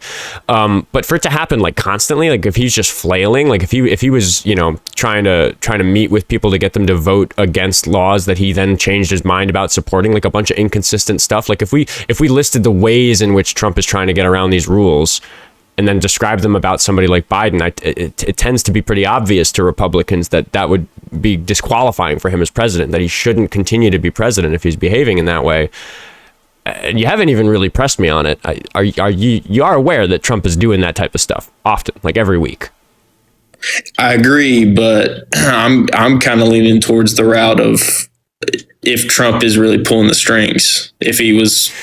Whether or not he is, because I don't think he is. I think it's Stephen Miller. I think it's Mike Johnson. I think it's Pete Hegseth. I think it's a handful of people who are close to him in his administration. I think that I think are really in charge. But because Donald Trump is the person who holds the seat, we have to look at the fact that we have Republicans who in Congress who aren't impeaching him for doing all these things. That makes them traitors. That makes the problem bigger than him, but he's at the center of it. He's also 80 and dying. He could have a heart attack today. He could have died just now and the news hasn't broken yet. And that doesn't change anything that I have to say, because I can then just move whatever I'm saying to whoever they replace him with. JD Vance, if it's just, if we go by the presidential line of succession, or maybe he survives the term and somebody like Marco Rubio becomes president, I would just move on to saying it about them. He happens to be the president right now, but we're definitely talking about a system that is bigger than one man, but it is a system that is unpatriotically trying to dismantle the rules that this entire country for 250 years have built upon incrementally to keep us protected from tyranny. That is one of the most fundamental core patriotic values that there is, which is why I'm being really hard on you about it. I'm saying he's doing the most unpatriotic thing that a person can do, which is going against those original rules that protect us from tyranny. Never mind everything the fuck else. It should be your number one priority as you engage with American politics to get him out of office and make sure that anybody who replaces him from the right isn't going to act like him. Agreed. Then why are you still on the fence? I don't know, honestly. You can say that you wouldn't vote for somebody like Kamala. I think you were too young, but let's pretend that the election was this week. And I would say to you that you probably look at a candidate like Kamala and think, oh, I don't like what she's going to do about abortion. I don't like what she's going to do about education. I don't like what she's going to do about all this. But you and I have just been talking for about 10 minutes. And what we've come to is that none of that matters more than this greater thing that we're talking about. So even if you think that Kamala Harris is monstrous, I could sit and defend her because I don't think she's monstrous. Maybe she is if from a global perspective, because she's an establishment Democrat, and establishment Democrats do some pretty evil things too. Like, we could have a meaningful conversation about that. But even if you're on the losing team, this is the tough pill to swallow. Even if you consider it an L to get a Democratic candidate when you would have hoped for a conservative one, because that's where your values lie, you as a patriot need to recognize it's your civic duty to see the emergency as bigger than you winning this particular 4 years. Yep. All right. Gotcha, man. Wait, I just want you to answer. What's a bigger L, having a president from the wrong team or having a president who goes against those original rules that protect us from tyranny? Probably the last one. I mean, obviously, like I said, I was on the fence. I don't care about political affiliation. I just don't necessarily agree with either one of the heads of the two parties. Right. But for the most part, the things that somebody with conservative values, like you said, you hold, might say about Kamala Harris, they might say something like, "Oh, she's not going to make any progress on all these little issues that I care about." And those little issues feel really big to you against this background of the country having mostly functioned for 250 years. We all take for granted the fact that the government is working, right? Like, we had a president really badly misbehave, Nixon. He didn't even get impeached. He resigned. He knew that he was misbehaving in such a way that the writing was on the wall, and even his own people were going to abandon him. So he saved us all the time and effort of doing an impeachment and a trial and getting him removed, and he just stepped down. And if we actually look at how illegal what he did was, if we actually look at how controversial what he did was, talking about Watergate, if we actually look at that, not only does Trump do something that bad often more than once a week, he does things that are worse in the same avenue, because Watergate had to do with the election. He was spying on his political opposition. Trump is weaponizing the justice system against his opposition. Trump. I can't talk about it very clearly on TikTok or also get the same misinfo flag that had me restart my show just a half hour ago. Trump tried harder than Nixon did to go against the rules of an election just a few years ago. So I can ask the question, like, what has changed in America that has made it such that Watergate can happen every week and nobody's doing anything about it? And I'm really sad to say that it's because there's so many people like you who take for granted how big an emergency these sorts of constitutional violations are, and then come back to fence sitting. When we can get back to fence sitting, we can get back to arguing about which side of the fence we're on. Like, after we put the fire out, we got a real emergency. I mean, I don't necessarily agree that there's something wrong with fence sitting. I'm not saying I'm fence sitting necessarily. I just said between Kamala and Trump right now, I would fence sit. If there were two other candidates, I would probably make a choice. But with all that being said, man, you were very nice in this debate. I'm probably gonna get going. I gotta go to the gym, but I appreciate it. I'll probably hop on sometime soon. Have a good one. Keep thinking about it. I hope to hear you again. I appreciate it, man. I'm going to say W. Miller for being good faith. I hope you choose on some of the stuff that we talked about. Thanks for the donations, everybody. Elusive Viper sent, "Bro, here's some money for my favorite moron, bro." Thank you for the $2. Meathead sent me $1. Message retracted. I wonder what they said. W. Spicy Osser from Kronos for $2. Appreciate you. Thank you very much for supporting the show. And over on Venmo, the balance went up a lot. Who did that? What the fuck? Where did it come from? Oh, there it is. Holy shit, it's from David. I'm going to read him first. Holy shit, David. "This is how he gets wealthy on TikTok. Guest looks like a lonely little cupcake." Oh, man, see, I was too spicy. I wasn't paying attention to the donations. Fucking David, thank you. David likes to send a big donation like that when it's going to offend the guest.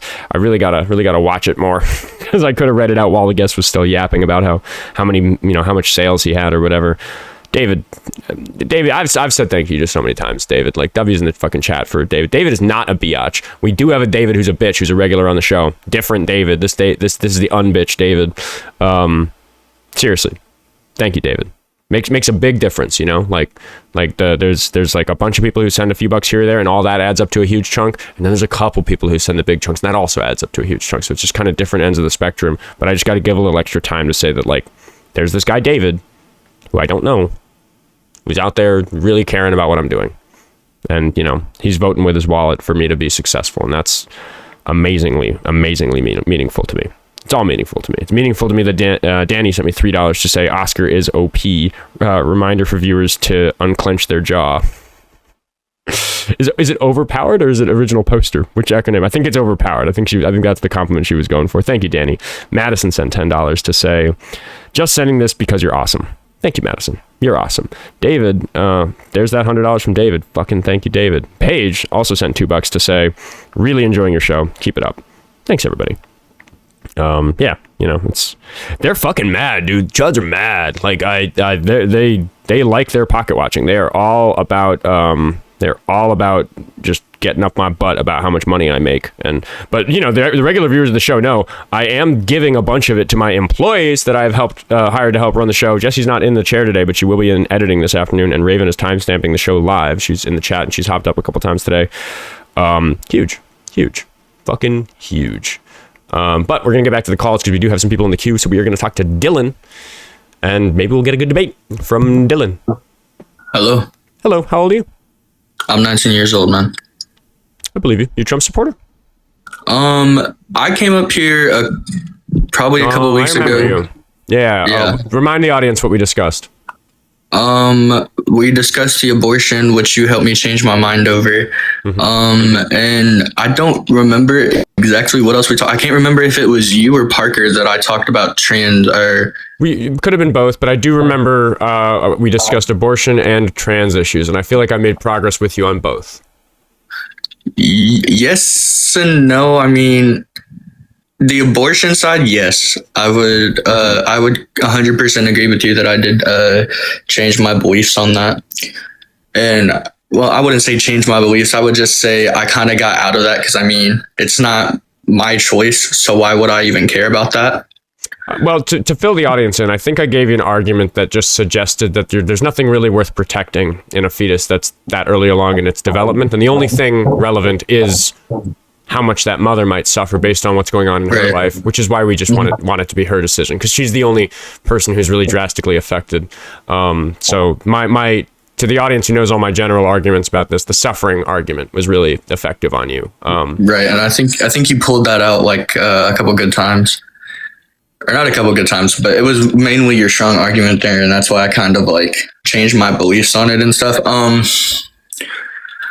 I wanted to kind of talk about the trans because I mean, sure, it kind of helps, but I mean, it's still something that in my mind that I don't believe is right. Okay. I don't remember the direction I took with you the first time, and maybe we're both misremembering. Maybe it was Parker instead of me that had the conversation with you. But when you say that you can't, you know, that you struggle thinking that it's right, for me, as a default, everything is right until it's proven to be wrong. And when I say right and wrong, I don't mean correct, because what I just said is nonsense if we're talking about facts. Don't assume that things are true. I'm not talking about true and false. I'm talking about right and wrong. And I just have to say that until somebody shows me what the negative effect of something is, it's not wrong, which is why if you want to go do something that other people think is very, very silly, you're allowed to. You get to do whatever you want. You're an adult now. You're welcome to the club, dude. Like, you get to go have fun and live your life in whatever goofy way you find is like most exciting for you. Like, what's important to you? I don't know. Probably fishing. Fishing.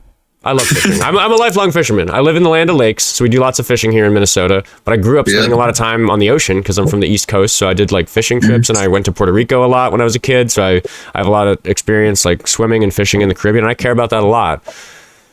How would you feel if there was a group of people who really took issue with you fishing? There is, by the way, they're the vegetarians, but we don't actually have to get too specific about this. But and they might be right. I've been kind of thinking about that myself. But as I get older and I try to get my ethics more under control. But like, what if people really wanted to come and say that you couldn't do that and that it wasn't okay? I mean, I probably wouldn't listen to them. I mean, I'd hear them out, but I wouldn't listen. Yeah, I mean, you'd hear them out, but you wouldn't listen. Yeah. You see the problem with that? Kind of, I think. Yeah. I mean, how can you hear somebody out if you're not listening? I don't understand that.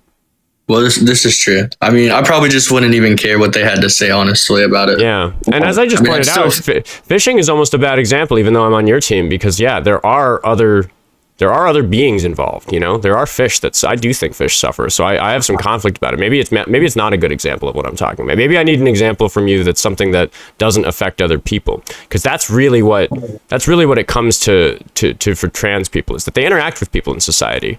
Like, you know, they have to decide a bathroom to use. There's a lot of controversy about what teams they play on sports. If the small subset of them that are interested in sports want to play on teams, there are ways in which they interact. But you have to show me that the suffering's there. If somebody wanted to tell me I should stop fishing because out of concern for animal rights, they might be right. I'm kind of like a fence sitter on that issue right now. But they have an argument that's based in the suffering of other creatures, and I can understand that. Right. Where's that argument for trans people?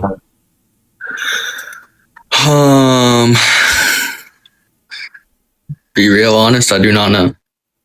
And if you don't know, then why do you think it's wrong? So it's kind of like, I believe you said the small percentage that like want to play sports, and that's like a really small percentage. But actually, I think it was you that I talked about this too. I have a sister in high school that she plays volleyball on on the high school team, and there was one before, and now there is two transgender women that are on the girls team because they don't want to play for the boys team, even though the school that she attends has a boys and a women's volleyball team. And sure. Right, and these are just to be, because some people mix up the language in a way that's like really disingenuous and rude. I don't think you're doing that. I just want to clarify. You are talking about you're talking about people who are biologically male but are trans women, and they want to play with the women. Right. Yes. So like we can look at that, and I could say, like, let's say that we didn't have a good way to change people's body chemistry. Let's say that we didn't have a good way to like change the differences that exist between the sexes, which are the reason that we divide the sports in the first place. I could then get behind and say, yeah, it's probably not fair to let people play on the other team if they have the thing that caused us to divide the teams in the first place, which in this case really tends to be testosterone is like one thing that we can look at, but there's some other stuff. But the fact of the matter is we do have ways to correct that, and we don't let people just switch the teams willy-nilly. Like that doesn't happen. I'd be concerned if that was happening, but that doesn't happen. And the fact of the matter is that, you know, if we look at trans athletes, they don't stand out as some like powerful group in women's sports that are going to like, you know, like win all the medals. I just want to keep it you and me right now, but I do have actually 3 people in the queue who are trans themselves who might want to talk to you. But I don't want you to feel like pummeled, so I just want to keep it you and me for a moment right now. But I'll bring up a point that Raven, one of the people who works for this show and spends a lot of time chiming in on these conversations, brings up. You know, they've allowed trans people in the Olympics for something like 20 years, right? Right, and I have one of them that I wrote down. I didn't get a last name, but it's Quinn. She was U.S. born, but plays for the Canadian soccer team and won the gold medal. And I don't remember it. When I looked it up, it just said it didn't give me like an actual year. It just said she was U.S. born, or they were U.S. born, and then moved to Canada to play for the soccer team out there, for the women's soccer team, and helped the women's soccer team win gold for the women's soccer. That's one example. But just one?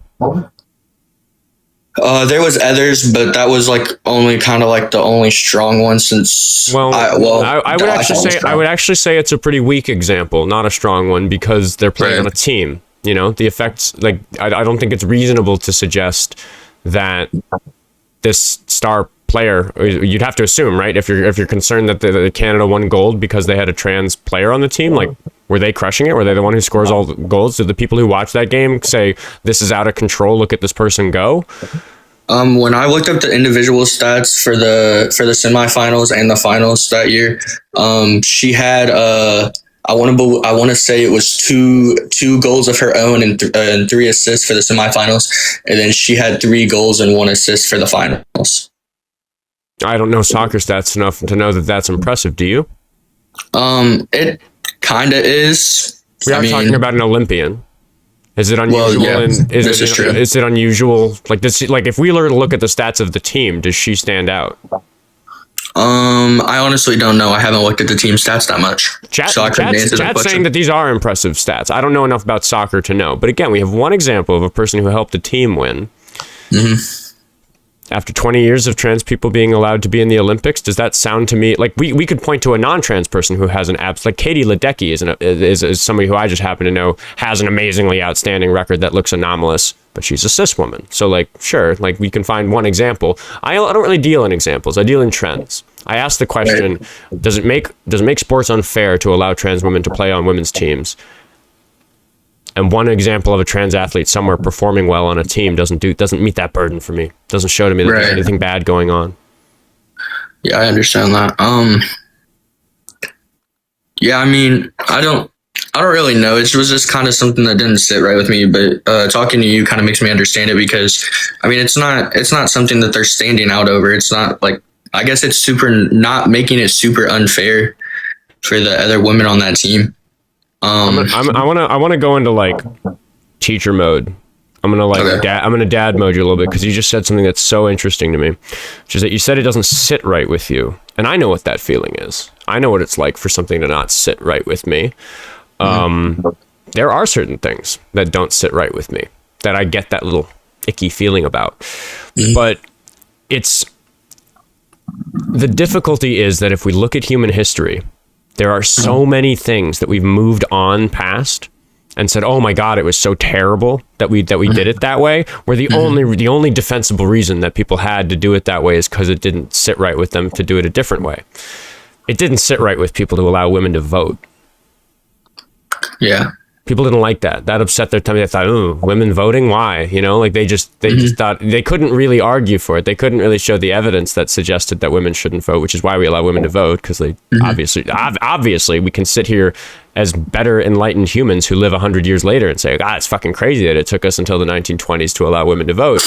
So I'm always very concerned when the argument is that it doesn't sit right with me, and this is why I want to be in like teacher mode for a moment here, is because I think that bigger than anything we're talking about, you need to really look at the things you care about, and if the thing at the root of why you care about it is that it makes you feel icky, it's something you need to analyze, or else you might be on the wrong side of history.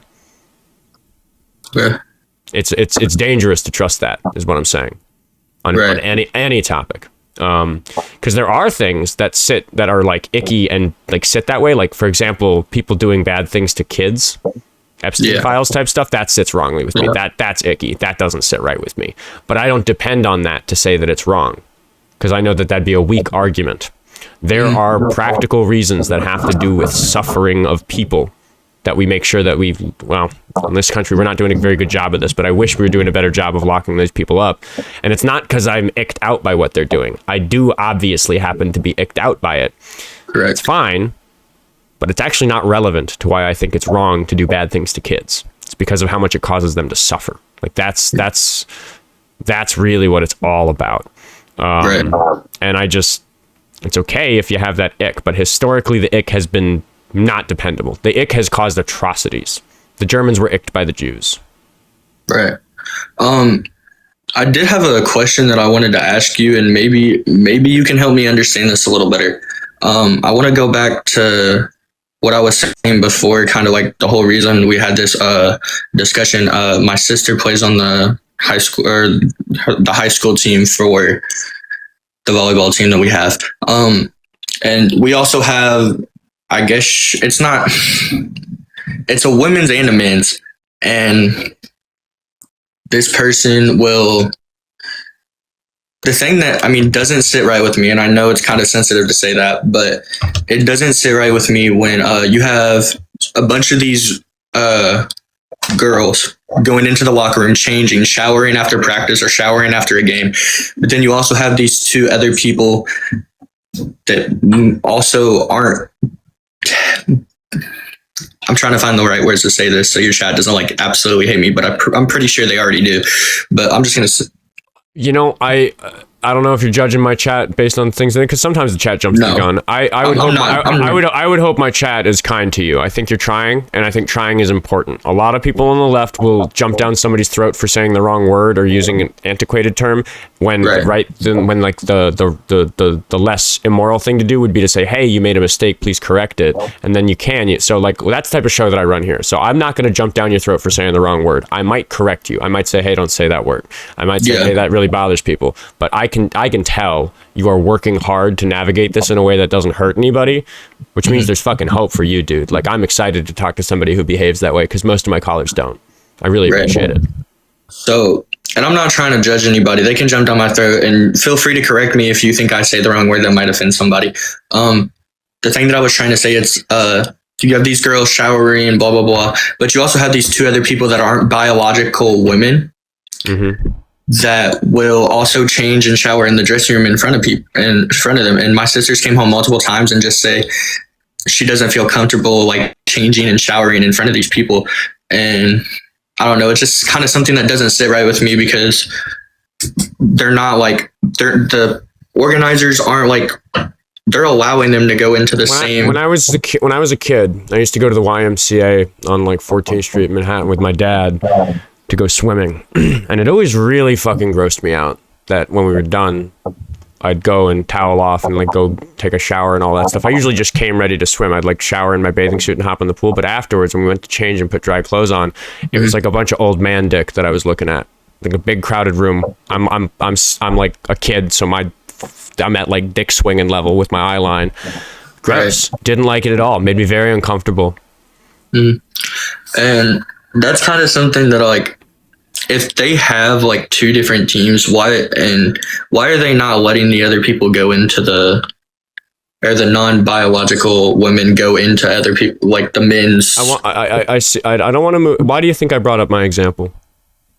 Honestly, I don't know. Can you like explain why you brought that example up to me? Locker rooms are kind of fucked. Right. I don't think you're talking about, like, I can hear, I'm relating to what maybe your sister feels about that. But what I was pointing out is that type of discomfort is maybe something that needs to be corrected in society, because I don't want people to feel that discomfort. I felt it. I didn't like it. Maybe we need to change the way that locker rooms work. And I think that changing them in a way that addresses trans people maybe wouldn't address the fact that I had to see a whole bunch of old man dick when I was a kid that I really preferred. I would have not seen. Right. So maybe we make some rules that make kids not feel that type of discomfort, and those are rules that maybe would fix this issue of trans people using locker rooms along the way. Dean Withers talks about this sometimes. He says, wouldn't it be nice if we all just had a stall? Right. Yeah, and I believe I've heard him say that before, because I've been on his live trying to have a discussion with him, but I've sat through and heard some of the things that he said. Yeah, the chat's bringing up things like, those like crummy American bathroom stalls that we have, and newer. One of the things that's great about society is that people spend more money on problems as society goes on. Used to be that we didn't spend much money making bathrooms a comfortable place because it was more important to grow food and like stuff like that. But now we have some prosperity. We get to do a better job building infrastructure, and it's going to take a long time for bathrooms to change. It's going to take a long time for locker rooms to change. But we do see in new construction that people tend to just do unisex individual bathrooms with a door and a doorknob. Maybe everybody uses the same sink. Maybe that's the way we do it going forward. And that fixes the discomfort generally for everybody, instead of zooming in on this very rare issue that bothers some people. Mm-hmm. What's special about trans people in this particular example? I guess nothing. I mean, I don't really know what else to say about that. I mean, you brought up some very good points, and I appreciate you bringing those up, but I mean, there's nothing really I can say that's like special about it. Yeah. I appreciate that honesty. Maybe that wouldn't have bothered me if I was a different person, right? Maybe what your sister saw wouldn't have bothered her if she was a different person. Right. There's a bunch of coincidences here. It certainly wouldn't have bothered me if I happened to go to the YMCA on a less busy day and didn't have to see as much old man dick. But, that's I don't have much else to say. I feel like what I said landed with you, that we need to make policies that affect suffering in this world in a way that's equitable, and going after trans people because they made some small group of people uncomfortable just isn't a good way. We shouldn't make a specific rule about something like that. If locker rooms are making people uncomfortable because they're seeing other people naked in them, I don't know why which genitals it is should matter. Right. And yeah, I agree. I mean, and I get that, like, if we're going to go to an antiquated lens before anybody was enlightened about any of this shit, of course it made sense to divide them. Of course it makes sense to have different gendered teams. I recognize, like, that it's not perfect. We have to deal with some of the elements of the human condition in a way that's practicable. But I think we're getting to a point where we've done such a good job of that for so much of humanity that we're kind of sorting out some, like, minutia about it right now. Mm-hmm. I hate to call the plight of trans people minutia, but in a statistical sense it is. But we're focusing on it so much, which is a bigger problem with current politics, focusing too much on a small group of people and the effect they have on society, maybe overblowing the effect that they have on that society. How many children are, like, who's the bigger problem in terms of making kids uncomfortable in locker rooms? Is it trans people or old men with their dick swinging? I think it might be the latter group. Yeah. I would say it would probably be the older men. Right. So maybe your concern isn't about trans people, it's about just locker rooms generally. Yeah, and that probably sounds silly of it, but I mean, yeah. But well, I mean, we're sitting here with two different concerns, right? Like, my concern in the locker room when I was a kid was the old man dick. Yours is maybe trans people. It sounds like we can just come up with some better policies for locker rooms that affect, like, everybody. Yeah, I would agree. But it stops being a trans issue. Then it becomes an issue about how society handles children. Correct. Yeah. I'm gonna be completely honest. I think you helped me change my mind about that, honestly. And I appreciate your time, and I appreciate you having me up here and talking with me about those issues that I brought up. Or not, I wouldn't say issues. Talking about the points that I brought up. I really appreciate your time, Dylan, and I think I said this to you last time, so I'll thank you for coming back, because I said to you I'd love to hear from you after a little time thinking about it, and I'll extend that again. I really do like hearing from people who make progress, because there's stuff that you can't talk about until you make a little bit of progress, which means that if we've determined that, you know, like, abortion and trans are kind of these narrow issues where we're maybe a little too upset about some suffering that maybe isn't happening or doesn't deserve our attention that way. Maybe the next time, maybe you and I, a little bit of background noise, maybe you and I, the next time we talk, we can talk about something that really does affect an enormous number of people. Because I like those are the important things for our attention when we look at our politics and who we're going to vote for. But I don't want to overwhelm you with that today. I just want to give you the W for thinking critically about this stuff. Right. And I mean, I do have to go for a little bit, but I mean, I'd be more than happy to come back if you're still alive and talk about those other things that you, No. I mean, even if I was going longer today, but I'm going to wrap the show in a few minutes here, I want to give you more time to stew on that. I think a lot of people make the mistake of seeing progress and then jumping down somebody's throat and trying to spread that progress over every issue they care about. And it's not effective. You know, I don't need to bark at you about a bunch of stuff I care about. I just want to give you the W and say that we should talk in a few weeks. Right, and I appreciate that. Thank you very much for having me up here. I do have one question that's, like, not even related to this. We got a few minutes before I wrap the show. I don't think I'm taking another caller. Shoot, what you got? All right. I saw you play guitar, correct? You play acoustic? Mm-hmm. What kind of acoustic guitar do you have? It's a piece of shit. It's a really worn out Yamaha FX 335C that might be in tune.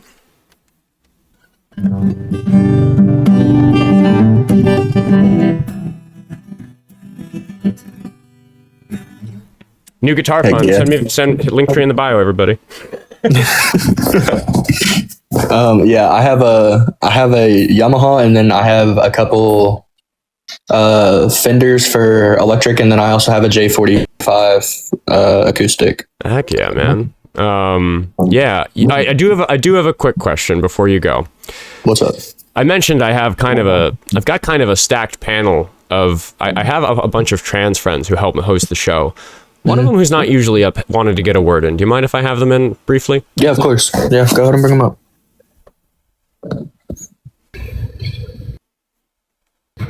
Hello, Mitri. Hello. How are you? Good. I'm in a better mood than I was at the beginning of today's show. Good. I just wanted to pop up here real fast, and I just wanted to offer, if I could, caller I really just want you to just get a little comfortable and seek out a couple of trans people to talk to.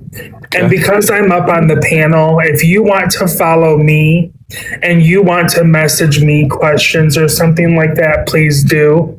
I think it's important that people that have an aversion to this particular topic speak with people and develop a connection with those people in their lives, because you may only be hearing one side of that conversation, which oftentimes comes out of hate and vitriol and not understanding these people.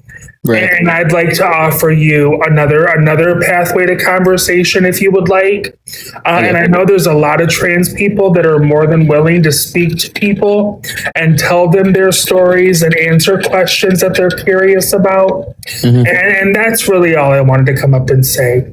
I don't want to harshly correct you or scold you over anything. I just want to offer you, if you're actually genuinely interested, and it sounds like you are, then get to know people, get to know someone in the community and learn more about them. You know, I don't speak for the whole community. We're not a monolith, but I feel like I'm a great deal of knowledge when it comes to the trans community as a trans woman myself.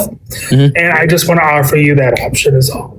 Right. And I appreciate that offer. I did follow you, and I might reach out if I have questions, or just if I'm like, I mean, obviously I'm very open-minded, I will say this, to like learn more about like the stories and like why this is like going on. So I did send you follow you, and I will be I'll be reaching out for sure. Okay, sounds good. I followed you back, so your message will come through. Thank you, Dylan. Yes, thank you very much. And I'll say to Raven and Ezra, who are still in the queue, but I'll without bringing you in, if you just hop in the chat, you can give them a follow as well. They're both other people who come up and share some insight and are willing to engage with some of this stuff in the same way. Because it's something I talk a lot about, how just exposure is really important. A lot of people villainize groups of people they don't know, and getting to know those people, just, you know, whether it's literally or figuratively breaking bread with them, just getting to know them and seeing that they're normal people. That just does a world of good to get rid of that ick that we were talking about earlier in the call.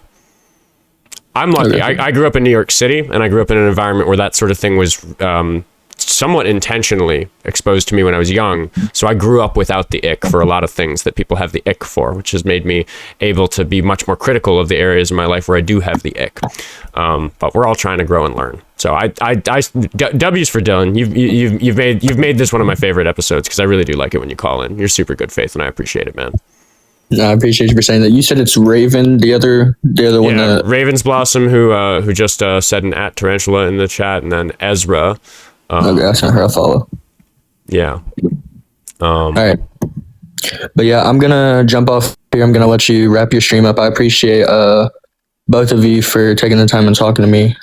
Of course. W. Dylan, and thank you for hopping up, Mitria. Anything you want to add thank you before for you go? letting me. I just wanted to extend that hand is all. So I think it's important that people that are willing to learn have access to people that are willing to teach. And that's really what I wanted to jump up. And he sounded like he was willing to learn. So if he is, then I'll get a message, or one of us will get a message, and we can walk him through a little bit. So that's all. It's what I love to see on this show. You know, it's getting rarer and rarer, so it's always good when it happens. Thanks again. Thanks again. W's in the chat for Mitria and for Ezra and Raven, who are waiting patiently. But I didn't want to overwhelm the caller with a big panel. And you know, they get plenty of airtime, so we'll have them all back. Maybe all four of us or five of us. All five of us will have a conversation one day. That's the show, everybody. If you enjoyed it, you can hang out for a moment and listen to the ad read, which includes reading messages from the donors, because we have some people who sent more money to the show. Did I read Paige? I think I did read Paige. She just said, really enjoying the show. Keep it up. Thank you for the $2. I think I read that one already, but oh well, she got it twice. Lindsay sent me $5 to say, as a former teacher, why are we outing children? Many of these kids never attended school as their birth gender. Yeah. I mean, you know, people who are exposed, like I'm a former educator. I could say I'm still an educator. I think we all saw some of that happening just now, but I did just wrap up being a high school teacher, and like the ethos of an educator, it makes it so heartbreaking that these issues are being politicized in this way. These are just kids trying to live their lives. Tammy sent me $20 in Venmo to say, I just wanted to support you because you're so patient and you're really educating people. Keep doing the good work. Thank you, Tammy. I'm trying. It's messy. It's messy, this world. It's messy, all the things that get, fed to younger people when, like, I think there's probably things in Dylan's life that have amplified that ick. And that's just not the way it needs to be. Let me get into Buy Me a Coffee, because Lucky Phil's message was a little bit longer. Lucky Phil said, trans man, born female, but full of testosterone, jacked with a beard, male or female locker room collar. I'd argue women would be less comfortable with them sharing a locker room. Yeah, when we get to the actual, like, meat and potatoes of what sort of, these sorts of, like, policies around transgender individuals using gendered spaces, it gets real messy. The outcomes are not actually what these people would want. And that's, pretty obvious if you know what's going on. Do I have any YouTube super chats to read before I go? I think I do. Yeah, just another $2 from Kronos, who said, bye all, have a great day. Linktree in the bio. Follow the backup account, Oskar Quentin Music, if you're not following it already here on TikTok. Follow me on the other platforms, and I'll see everybody again tomorrow at 10 o'clock Central Time here on YouTube and TikTok Live. The call being nice at the end of the show, because we had some spicy Oscar at the beginning. And I like it when the episodes demonstrate that I am both guys. Like, I'm not spicy today. I was spicy for those callers, and then I had a caller with whom I had no reason to be spicy, so I wasn't. People attribute too much of what the callers are bringing me to me. I give what I get on this show. Thanks for watching, everybody. Goodbye, TikTok. Goodbye, YouTube.